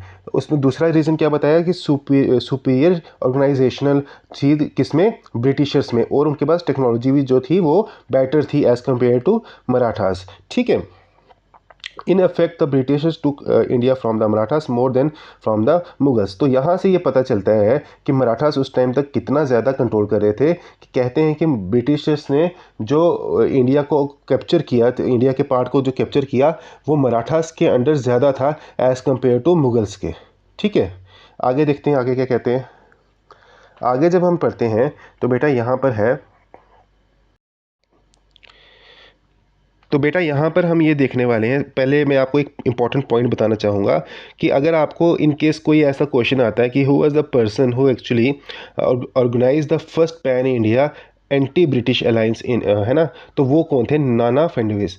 नाना फडणवीस जो थे वो पहले ऐसे इंसान थे जिन्होंने क्या किया था कि पैन इंडिया एक एंटी ब्रिटिश अलायंस बनाया था, जिसमें उन्होंने हैदर अली जो मैसूर का था उसको लाया था, निज़ाम जो थे हैदराबाद के उनको लाया था, और बोला था कि हम एक ऐसे अलायंस बनाएंगे जिसमें हम ब्रिटिशर्स के अगेंस्ट लड़ाई करेंगे, ठीक है, और हम जीतेंगे भी। आगे हम देखते हैं आगे क्या बता रहा है। आगे जब हम देखते हैं तो यहाँ पे ये बता रहे हैं कि मराठास की एडमिनिस्ट्रेशन कैसी थी, और उसमें पहला जो टॉपिक है सिविलियन एडमिनिस्ट्रेशन। तो सिविलियन एडमिनिस्ट्रेशन में हम देखते हैं कि क्या होता है। शिवाजी जो थे, छत्रपति शिवाजी जो थे, उनकी सेंट्रलाइज एडमिनिस्ट्रेशन थी। मतलब कि उन्होंने सारी पावर जो थी अपने पास रखी हुई थी। उन्होंने पावर को आगे पीछे डिस्ट्रीब्यूट नहीं किया था। उनका मेन फोकस क्या था कि पावर सारी जो है वो मैं अपने पास रखूं। दूसरा इसके बाद क्या था, उन्होंने कुछ अच्छे काम किए, जैसे कि उन्होंने हेरिडिटरी पोस्ट जो थी उनको ख़त्म कर दिया। यानी कि अब राजा का बेटा राजा या फिर मिनिस्टर का बेटा मिनिस्टर, वैसी चीज़ें नहीं होंगी। अब क्या होगा, प्रॉपर एक जो अपने पोटेंशियल के हिसाब से ना, अपनी अपनी जो उसके जिस जिस इंसान का जैसे जैसे कैलिबर होगा उसके हिसाब से उसको पोस्ट मिलेंगी। उसके बाद उन्होंने लैंड असाइनमेंट्स जो थी वो ख़त्म कर दी। जैसे मुगल्स की सल्तनत के अंदर क्या होता, दिल्ली सल्तनत के मुगल्स के बीच में क्या होता था कि जो उनके ऑफिसर्स होते थे उनको क्या किया दिया जाता था, उनको पैसे नहीं दिए जाते थे, उनको लैंड प्रोवाइड की जाती थी, जागीर दी जाती थी। तो उन्होंने ये चीज़ को ख़त्म किया। उसके बदले उन्होंने सैलरी देना स्टार्ट किया। ठीक है, सैलरी देना स्टार्ट किया। और एक चीज़ यहाँ पर और हमने देखी कि वो पीरियडिकली क्या करते थे, ट्रांसफ़र्स करते थे, है ना। जो ऑफिसर्स होते थे उनकी पीरियडिकली ट्रांसफ़र्स होती रहती, ताकि वो एक ही जगह पर रहते रहते ज़्यादा पावरफुल नहीं हो जाएं। उसके बाद आगे बताते हैं कि छत्रपति शिवाजी क्या करते थे कि जो सोल्जर्स जिनकी डेथ हो जाती थी वॉर में, उनकी जो बीवियाँ होती थी, उनकी वाइफ्स होती थी, जो उनकी विडोज़ होती थी, एक्चुअल में जब उनकी डेथ होती थी उनकी जो विडोज़ होती थी उनको पेंशन प्रोवाइड करते थे। और यहीं तक नहीं रुकते थे, बल्कि उनके जो बेटे होते थे अगर वो डिज़र्विंग होते थे तो उनको क्या करते थे, मिलिट्री पोस्ट प्रोवाइड की जाती थी। ठीक है, यहाँ से ये पता चलता है कि वो अपने जो सिपाही थे, उनके सोल्जर थे, उनके जो उनकी तरफ या उनकी फैमिली की तरफ कितना उनका रुझान होता था, कितना झुकाव होता था छत्रपति शिवाजी का। छत्रपति शिवाजी ने यहाँ पे देखिए बिल्कुल क्लियरली अपनी इंस्ट्रक्शन दी हुई थी अपने सोल्जर्स को कि कोई भी उनके जो सब्जेक्ट्स हैं, जो उनके सिटीजन्स हैं, उनके साथ मिसबिहेव नहीं करेगा। तो उसके बाद आगे चलते हैं। इनका एक और एडमिनिस्ट्रेशन जब हम देखते हैं, इनको कुछ और बड़ी इंपॉर्टेंट चीज़ें हम यहाँ पर देखेंगे कि छत्रपति शिवाजी के यहाँ पर एक सिस्टम था जिसको हम बोलते थे अष्टप्रधाना मंडला। ठीक है, अष्टप्रधाना मंडला, या फिर इसको बोलते थे काउंसिल ऑफ 8 मिनिस्टर्स, जिसमें अष्ट का मतलब क्या हुआ, 8 ना, 8 जो मिनिस्टर्स होते थे यहाँ पर देख लीजिए कैसे कैसे। बीच में कौन है, छत्रपति हैं जो खुद किंग होगा, स्वयं किंग होगा। इनका एक मिनिस्टर होंगे जो फाइनेंस मिनिस्टर होंगे, इनको क्या बोला जाएगा, अमात्य। दूसरे होंगे इनके जैसे लैंड रेवेन्यू मिनिस्टर, इनको बोला जाएगा सचिव।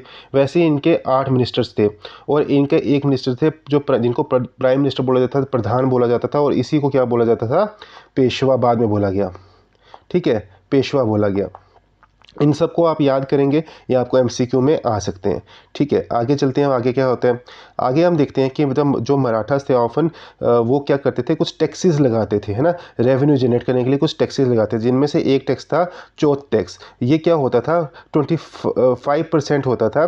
जो भी प्रोड्यूस होता था ना लोगों के यहाँ पर, ये वहाँ उनसे क्या किया जाता था, 25% लिया जाता था। यानी 1/4 जो था वो लिया जाता था उनके प्रोड्यूस का, जो अपने लोग थे। ठीक है, तो बाकी उनके अलावा जो ऐसी जगह थी जहाँ पर उनका डायरेक्ट कंट्रोल नहीं था, वहाँ पर क्या होता था, वो क्या करते थे, 10% एक्स्ट्रा लेते थे, है ना। उसको क्या बोला जाता था, स्वदेशमुखी। एक था चौथ, एक था स्वदेशमुखी। तो 10% होता था, वो एक्स्ट्रा होता था, एडिशनल होता था। यानी कि 35% उनके ऊपर टोटल हो जाता था, जिसमें 25 जो होता था वो होता था चौथ का, और क्या होता था, और 10 जो परसेंट होता था वो क्या होता था, वो होता था स्वदेशमुखी। तो ये जो एक्स्ट्रा होता था, ये बेसिकली उन लोगों से लिया कर जाता था जो उनके डायरेक्टली उनके कंट्रोल के अंडर नहीं थे। कुछ एरियाज़ थे ना ऐसे, जैसे नॉर्थ इंडिया में थे, डेक्कन एरियाज़ में थे, जो उनके डायरेक्टली कंट्रोल के अंडर नहीं थे। और उनको ये बोला जाता था कि हम आपको क्या देंगे, प्रोटेक्शन देंगे, कि चुप करके हमसे प्रोटेक्शन ले लो, आपको हम प्रोटेक्शन देंगे, और उसके बदले आपको क्या करना पड़ेगा, हमारे को 10% टैक्स देना पड़ेगा। ठीक है, और इसके बदले ये भी होता था कि वो कहते थे कि हम आपके कोई इंटरनल एडमिनिस्ट्रेशन में इंटरवीन नहीं करेंगे, इन्वॉल्व नहीं होंगे, आपको जैसे चलाना है चलाओ, हम सिर्फ आपको बाहर बैठ के प्रोटेक्शन प्रोवाइड करेंगे, आपकी रक्षा करेंगे। ठीक है, यहाँ पर हमने देखा कि उनकी सिविलियन जो एडमिनिस्ट्रेशन थी वो कैसे काम करती थी। अब आगे चल के हम देखते हैं कि आगे क्या होता है। आगे देखते हैं हम कि यहाँ पर हम देखते हैं कि 18th सेंचुरी में मराठास जो थे उन्होंने मुगल्स की तरह ही कॉइन्स को क्या करना स्टार्ट किया, मिंट करना स्टार्ट किया, कॉइन्स को यूज़ करना स्टार्ट किया। और एक बहुत फेमस कॉइन जो रहा इस टाइम पर मराठास का, वो रहा गणपति पंता प्रधान रुपए। ठीक है, जिसके एक साइड पे क्या था, जो डेडिकेटेड था गणपति जी को, और दूसरी साइड किसके लिए थी, पेशवा के लिए। और दो स्क्रिप्ट्स को यूज़ किया, दो लैंग्वेजेस को यूज़ किया गया, एक देवनागरी को और एक पर्शियन को, ये देख लीजिएगा। आगे चलते हैं, आगे क्या बताता है। आगे बोलता है कि मिलिट्री एडमिनिस्ट्रेशन कैसी रही मराठास की। तो जब हम मराठास की बात करते हैं तो उनकी जो फोर्स थी, जो आर्म फोर्स थी, उनको 3 हिस्सों में डिवाइड किया गया था, है ना। 3 हिस्सों में डिवाइड किया गया था। एक जो हिस्सा था वो था इन्फेंट्री, जो क्या करते थे, जो पैदल लोग होते थे ना। इन्फेंट्री कौन से थे? पैदल लोग जो होते थे उनको बोलते थे इन्फेंट्री, जो पैदल चलते थे। दूसरी होती थी कैवलरी, जो कौन से थे, घोड़े वोड़े लेके जो चलते थे, उनको क्या बोलते था? कैवलरी। और तीसरी थी आपकी नेवी। नेवी के बारे में तो हमने पहले डिस्कस कर ली है। अब कैवलरी की जब हम बात करते हैं तो ये इसको भी 2 हिस्सों में डिवाइड किया गया था, इसको फर्दर 2 हिस्सों में डिवाइड किया गया था। इसमें एक जो टाइप थी वो क्या थी? बारगिर्स, ठीक है। वो बारगिर्स में वो सोल्जर्स होते थे जिनके जिनके जो घोड़े होते थे, जो इक्विपमेंट्स होती थी, जो तलवार वगैरह ये सब होती थी, वो कौन पे करता था? वो करते उनके लिए पे करती थी स्टेट, वो स्टेट देती थी उनको। और दूसरे जो होते थे शील्डदार्स, ये बेसिकली आप समझ लीजिए फ्रीलांसर। ये जो होते थे खुद से जो लड़ने आते थे, है ना। ये कोई परमानेंट सोल्जर्स नहीं थे उनके, ये खुद से वहाँ पर आते थे लड़ने के लिए, अपना इनका सब सामान होता था और उसके बदले पैसे लेते थे। अच्छा, उसके बाद क्या आगे आता है? इन द 18th सेंचुरी क्या होता है? Marathas also notice the superiority of European style discipline troops and artillery. तो अब क्या होता है कि देखिए, अब ब्रेव तो बहुत है मराठास, ही हमने देख लिया, जिगरा बहुत था इनके पास, पर फिर भी दिमाग भी बहुत था। तो ये देखते हैं कि हमको अगर और स्ट्रांग होना है तो हमारे को, क्योंकि यूरोपियन स्टाइल जो था ना, यूरोपियन सोल्जर्स का जो डिसिप्लिन था, जो उनके पास टेक्नोलॉजी थी, वो बहुत अपग्रेडेड थी, बहुत हाई लेवल की थी। तो इनको ये लगा कि हमारे को अगर और अचीव करना है तो हम लोगों को भी क्या करना पड़ेगा? उसी लाइन में जाकर उसी तरीके से अपने आप को ट्रेन करना पड़ेगा। तो इसके लिए शुरुआत कौन करते हैं? महर्षि शिंदे जो हैं वो शुरुआत करते हैं, और उनके पास एक बहुत बड़ी यूरोपियन स्टाइल आर्मी होती है, ठीक है। उसके बाद क्या कहते हैं कि अब इनिशियली जो इनके पास ये स्वॉर्ड के साथ, तलवार शलवार के साथ ही ये लोग लड़ते थे, है ना।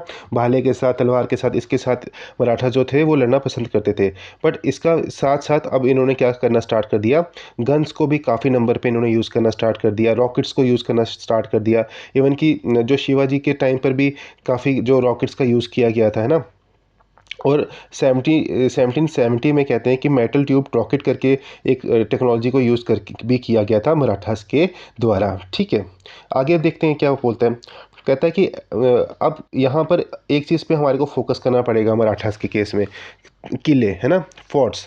ये जो इनके फोर्ट्स होते थे, जो इनके किले होते थे, किला होता था इनका, ये बहुत इम्पॉर्टेंट था मराठास के लिए। क्यों इम्पॉर्टेंट था?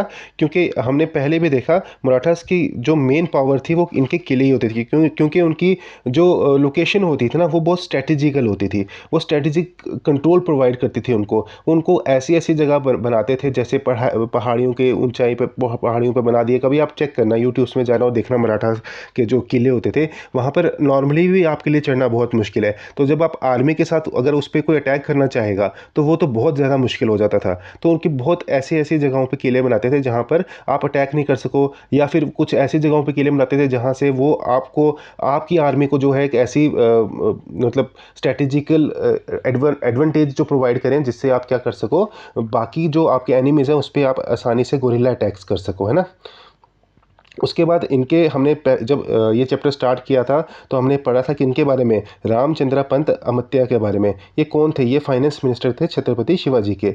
तो इन्होंने भी अपना एक किताब लिखी, उस जिसका नाम था अधन्य पत्रा। तो अधन्य पत्रा में इन्होंने लिखा कि ये जो किले थे शिवाजी महाराज जी के टाइम पे जो बने थे, बेसिकली यही रीज़न था जिसकी वजह से कभी भी औरंगज़ेब जो था वो जो मराठा के जो किंगडम था उसको कभी भी जीत नहीं पाया। उसने बहुत बड़े बड़े किंगडम्स को जीत लिया, जैसे बीजापुर को जीत लिया, इन सब को जीता, बट वो कभी भी मराठास को नहीं हरा पाया। क्यों? क्योंकि जो इनके किले थे वो इस तरह से बने थे, जो शिवाजी ने किले बनाए थे वो इस तरह से बनाए थे कि वो कभी भी उनको हरा नहीं पाया, उन किलों को कभी भी मतलब जीत नहीं पाया। ठीक है, अब आगे पढ़ते हैं हम। आगे बताता है कि मैरी टाइम सुप्रीमेसी ये क्या होता है, चलिए देखते हैं। तो जब हम बात करते हैं मैरी टाइम सुप्रीमेसी की, यहाँ पर हम देखते हैं, हमने पहले भी बात की थी कि छत्रपति शिवाजी ने इंडिया की जो पहली नेवी थी, वो एक ऑर्गेनाइज नेवी थी, वो लॉन्च की थी। तो जब हम नेवी की बात करते हैं तो मराठास के एक बहुत बड़े नाविक थे जिनका नाम हम कभी भी भूल नहीं सकते हैं जब हम बात करेंगे मराठास की नेवी की, जिनका नाम था कनौजी आंग्रे। ये एक बहुत बड़े, जो बहुत फेमस उस टाइम पे जो नेवी के लीडर रहे, नेवी के कमांडर रहे। और बताते हैं कि ये इन्होंने काफ़ी बैटल्स लड़ी और जीती भी। और इनके जो टैक्टिक्स थे ना, जो इनके टैक्टिक्स थे, इनको और इनको नॉलेज था ज्योग्राफी का, जो ज्योग्राफिकल टेरेंस का, इन सब चीज़ों की नॉलेज की वजह से हालांकि जो यूरोपियन जो नेवी थी उनके पास टेक्नोलॉजी हमसे बेटर थी, जो मराठास थे उनसे बेटर थी, बट उसके बावजूद कि ये जो काफ़ी बार उनको मतलब हरा देते थे। जो यूरोपियन नेवी थी उनकी बड़ी बड़ी शिप्स होती थी, बड़े बड़े उनके जहाज़ होते थे और इनके छोटी छोटी बोट्स होती थी। उन छोटी छोटी बोट से भी इन बड़ी बड़ी शिप्स को हरा देते थे, क्योंकि इनके पास टैक्टिक्स बहुत अच्छे होते थे, है ना। अब क्या बोलते हैं कि जो यूरोपियंस थे बेसिकली ये क्या करते थे, इन्होंने एक टाइप का टैक्स लगाया हुआ था, टोल टैक्स लगाया हुआ था इंडियंस पर, कि अगर आपको यहाँ पे अगर आपने शिप्स लेके जानी है, ट्रेड करना है, तो आपको हमारे को एक टैक्स देना पड़ेगा, जिसका नाम क्या बताया, कार्टेज। ठीक है, ये टैक्स आपको देना पड़ेगा हमारे को, मेनली जो ये पुर्तगीज होते थे। तो यहाँ पर ये लोग आते हैं, मराठास आते हैं, कहते हैं आप हमारी टेरिटरी में हमसे ही टैक्स मांगोगे, इतनी आपकी हिम्मत कैसे होगी, उल्टा अब से आपको हमारे को टैक्स देना पड़ेगा, है ना। तो अब ये उल्टा क्या करते हैं, ये उनको बोलते हैं कि आपको हमारे को टैक्स देना पड़ेगा। वो पहले क्या बोल रहे थे कि आप हमारे को टैक्स दोगे अगर यहाँ पर ट्रेड करना है, नहीं तो हम आपके शिप्स को पकड़ लेंगे। अब ये बोलते हैं कि ये तो हो नहीं सकता कि आप हमारे एरिया में हमसे ही टैक्स लोगे, आप यहाँ पे रह रहे हो तो आपको हमसे, अब हमारे को, हम लोगों को टैक्स देना पड़ेगा। तो अब जब यूरोपियंस को ये पता चलता है कि ये लोग इतने ज़्यादा एग्रेसिव हो रहे हैं अगेंस्ट, तो ये क्या करते हैं, जो कनौजी आंग्रे थे इनको पायरेट बोल देते हैं, इनको समुद्री लुटेरे का जो है टैग दे देते हैं। ठीक है, आगे देखते हैं आगे क्या होता है। तो आगे हम देखते हैं कि आगे देखिए, ये आपको मैप आ रहा है, देखिए बड़े बड़े शिप्स जो हैं ये ना, ये शिप्स जो हैं ये ब्रिटिशर्स की हैं, और ये छोटे छोटी बोट्स टाइप जो हैं ये किसकी हैं, ये मराठास की हैं, और इन्हीं छोटी छोटी बोट से ये इन बड़े बड़े शिप्स को हरा देते थे। ठीक है, तो अब हम देखेंगे जुडिशियल सिस्टम कैसा था मराठास का। तो जब हम जुडिशियल सिस्टम की बात करते हैं तो यहाँ पर हम देखते हैं कि मराठास के जुडिशरी और जो सिस्टम था, जो जुडिशरी थे, जुडिशियल सिस्टम था, वहाँ पर कैपिटल पनिशमेंट थी, यानी कि जो डेथ पेनल्टी होती थी वो बहुत कम होती थी, है ना, बहुत कम होती थी, लोगों को डेथ पेनल्टी काफ़ी कम दी जाती थी। यहाँ पर पंचायत सिस्टम होता था, है ना। अब एक चीज़ अपने दिमाग में रखना है, जब हम पंचायत की बात कर रहे हैं तो वो अभी करंटली जो पंचायत सिस्टम है वैसा नहीं होता था, बिल्कुल कुछ थोड़ा सा अलग होता था, क्योंकि वहाँ पर जो मेन बॉडीज होती थी, वो मेन लोग होते थे, वो कौन होते थे, जो बड़े बड़े लोग होते थे, है ना। तो वैसा सिस्टम वहाँ होता है, इलेक्टेड सिस्टम नहीं होता था, मेरे कहने का मतलब इलेक्शन वाला सिस्टम नहीं होता था, तो थोड़ा अलग होता था, बट स्टिल वहाँ पे पंचायत सिस्टम होता था। और वहाँ पर भी ऐसा सिस्टम था कि अगर आपको लगता है कि जो फैसला है जो आपके हक में नहीं आया है, तो आप फिर से अपील कर सकते थे कि आपको आपकी जो फिर से सुनवाई हो। ठीक है, उसके बाद क्या था कि जो बड़े बड़े शहर थे, प्रोमिनेंट शहर थे, जैसे कौन कौन से, पूना था, इंदौर था, तो यहाँ पर क्या होता था, पुलिस का सिस्टम भी होता था, यानी कि कोतवाल सिस्टम भी होता था। कोतवाल को, पुलिस को जो था डिप्लॉय किया जाता था सिटीज़ में। अब ट्रेड्स की बात करें, ट्रेड नेटवर्क कैसा था इनका, तो इनका ट्रेड नेटवर्क काफ़ी बड़ा था मराठास का। मेनली जब छत्रपति शिवाजी की बात करते हैं तो तब बोला जाता है कि इनकी अपनी शिप्स थी, और इनकी इनकी मतलब मैरीटाइम जो इनका जो ट्रेड होता था, फॉरेन ट्रेड था, वो काफ़ी ज़्यादा था। मैरीटाइम फॉरेन ट्रेड मतलब जो फॉरेन कंट्री के साथ जो शिप्स के रूट है ना, जो सी रूट से जो ट्रेड होता था, तो वो काफ़ी ज़्यादा बड़ा था। ये अपना जो ट्रेड किस किस के साथ करते थे, मेनली जैसे हम यहाँ देख रहे हैं, यमन के साथ करते थे, ओमान के साथ करते थे, मलेशिया के साथ करते थे, इनका ये ट्रेड होता था। और किस किस चीज़ में होता था, गोल्ड में होता था, टेक्सटाइल्स में होता था। अब उसके बाद इन्होंने काफ़ी ज़्यादा रोड्स की भी कंस्ट्रक्शन करी है ना, और उसके साथ उनकी मेंटेनेंस भी रखी। उसके बाद उड़ीसा की हम बात करें तो उड़ीसा में कहते हैं कि काफ़ी इन्होंने नेटवर्क एक फैलाया, किसका, फेरीज का, बोट्स का, जो छोटी छोटी फेरीज से ये ट्रांसपोर्टेशन हो सके वहाँ पे, है ना। उसके बाद इन्होंने काफ़ी ज़्यादा ब्रिजेस बनाए, और छोटे छोटे स्टीम्स बनाई, रिवर्स की जो स्टीम्स बनाई, जिनको आप कैनाल्स भी बोल सकते हो, सो डैट उनसे भी क्या हो, फेरीज वगैरह, बोट्स वगैरह किसी के थ्रू ट्रांसपोर्टेशन हो सके। तो ये सब काम इन्होंने करवाए। तो अगर आपको अब इन केस क्वेश्चन आता है तो आप इसमें से अटेम्प्ट कर सकते हो। आगे बात करते हैं कल्चर रिवाइवल की।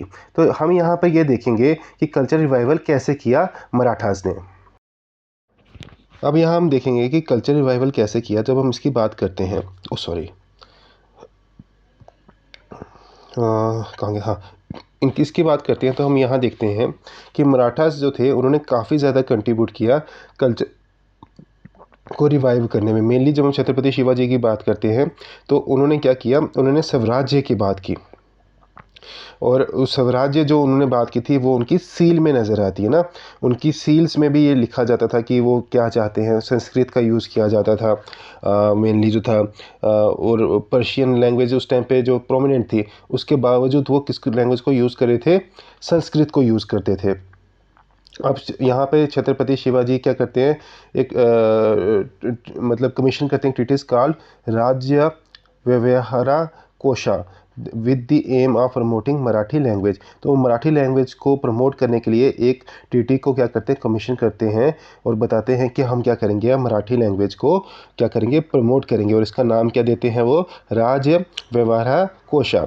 इट प्रमोट्स, और इसका मतलब ये नहीं था कि अब वो मराठी को ही प्रमोट कर रहे थे, वो संस्कृत को भी इक्वल जो थी ट्रीटमेंट दे रहे थे, है ना। पर्शियन के साथ साथ वो कहते, क्योंकि पर्शियन तो चल ही रही थी उस टाइम, तो कहते पर्शियन के साथ साथ हम प्रॉपर उतनी ही इक्वलिटी किसको देंगे, संस्कृत को देंगे। ठीक है। उसके बाद वो क्या बोलते हैं, वो बोलते हैं, वो देखिए छत्रपति शिवाजी तो हमारे को पता है कि वो एक बहुत डिवोटी हिंदू थे, है ना।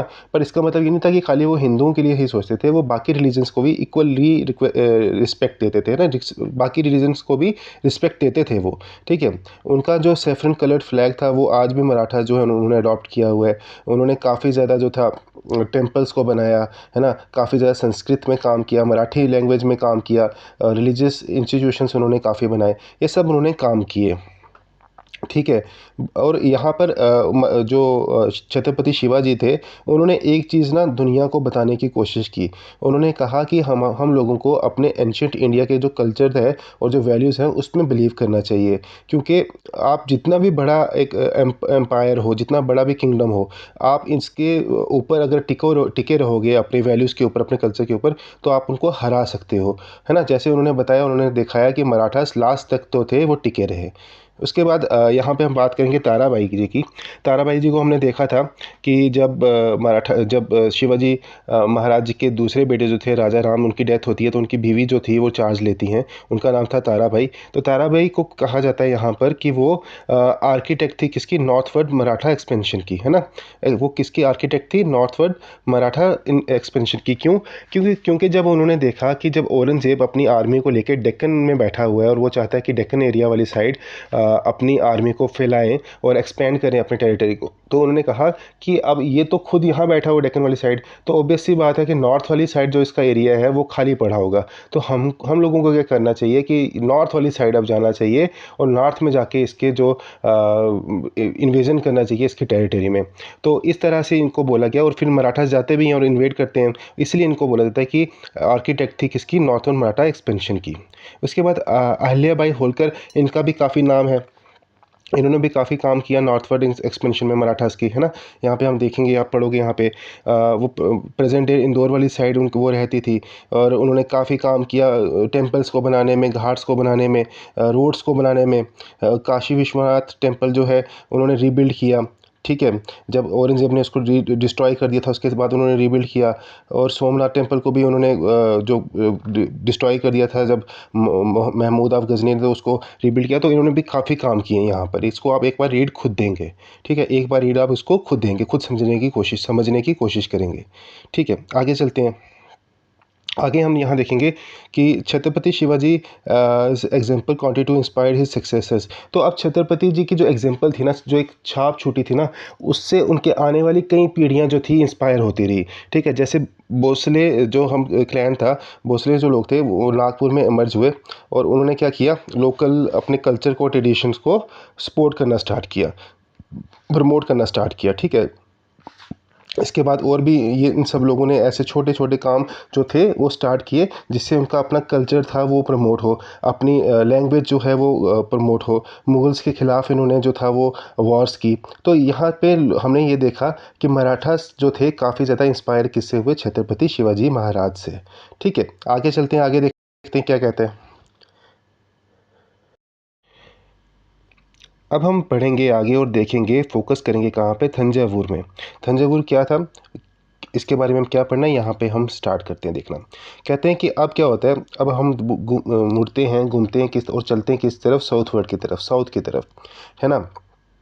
और क्या देखते हैं यहाँ पे, एग्जाम्पल ऑफ कल्चर कंट्रीब्यूशन। यहाँ पर अब क्या होता है कि शिवाजी के हाफ ब्रदर थे, है ना। छत्रपति शिवाजी के हाफ ब्रदर थे जिनका नाम था एकोजी। एकोजी जो होता है वो क्या करते हैं, वो तंजावुर की तरफ जाते हैं, साउथ की तरफ जाते हैं। और तंजावुर रीजन एक रीजन था, एरिया था, कहाँ पे, प्रेजेंट डे तमिलनाडु वाली साइड। यहाँ पर जाके क्या करते हैं, इस एरिया को जीतते हैं और अपना राज्य यहाँ इस्टेब्लिश करते हैं। कौन से सेंचुरी में, 17वीं सेंचुरी में। सॉरी बेटा, मेरा गला थोड़ा ख़राब हो रहा है तब से बोल रहा हूँ इसलिए। 17वीं सेंचुरी में वहाँ जाते हैं और वहाँ पर अपना एम्पायर जो था, अपना किंगडम जो था वहाँ पे इस्टेब्लिश करते हैं।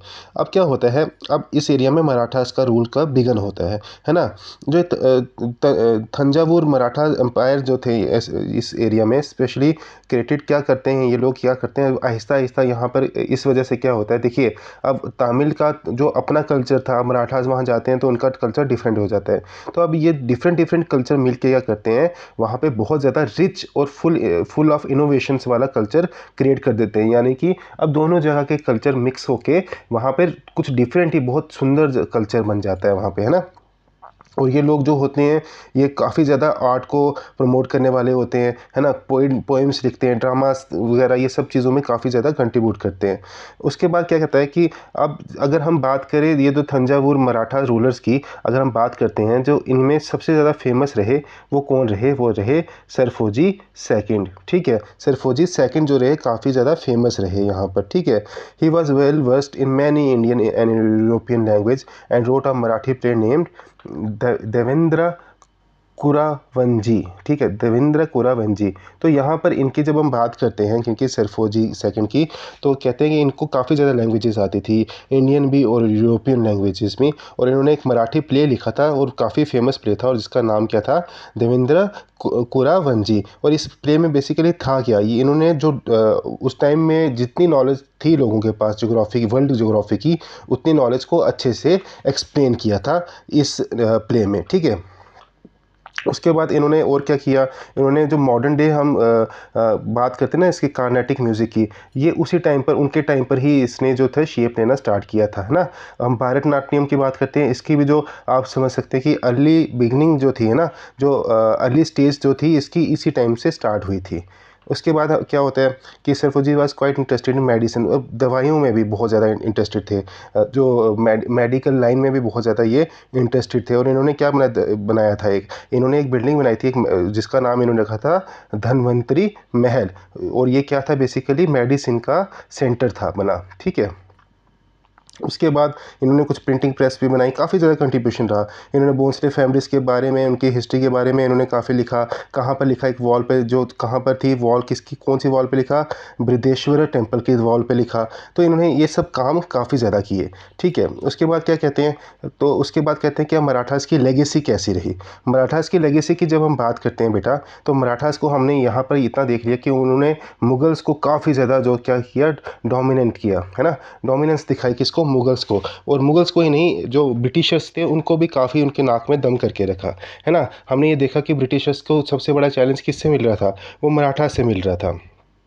मतलब सब कॉन्टिनेंट की अगर हम बात करें तो मेन जो पावर उस टाइम कौन थी जब तक ब्रिटिशर्स आए, वो कौन थे, वो थे मराठास। ठीक है, अब और इन्होंने क्या किया, इन्होंने रिवाइव किया हिंदू ट्रेडिशंस को। और ऐसा नहीं था कि हिंदू ट्रेडिशंस को रिवाइव करने का मतलब ये नहीं है कि बाकी रिलीजन्स की तरफ फोकस नहीं किया, इन्होंने बाकी की तरफ भी पूरी जो थी रिस्पेक्ट रखी, है ना।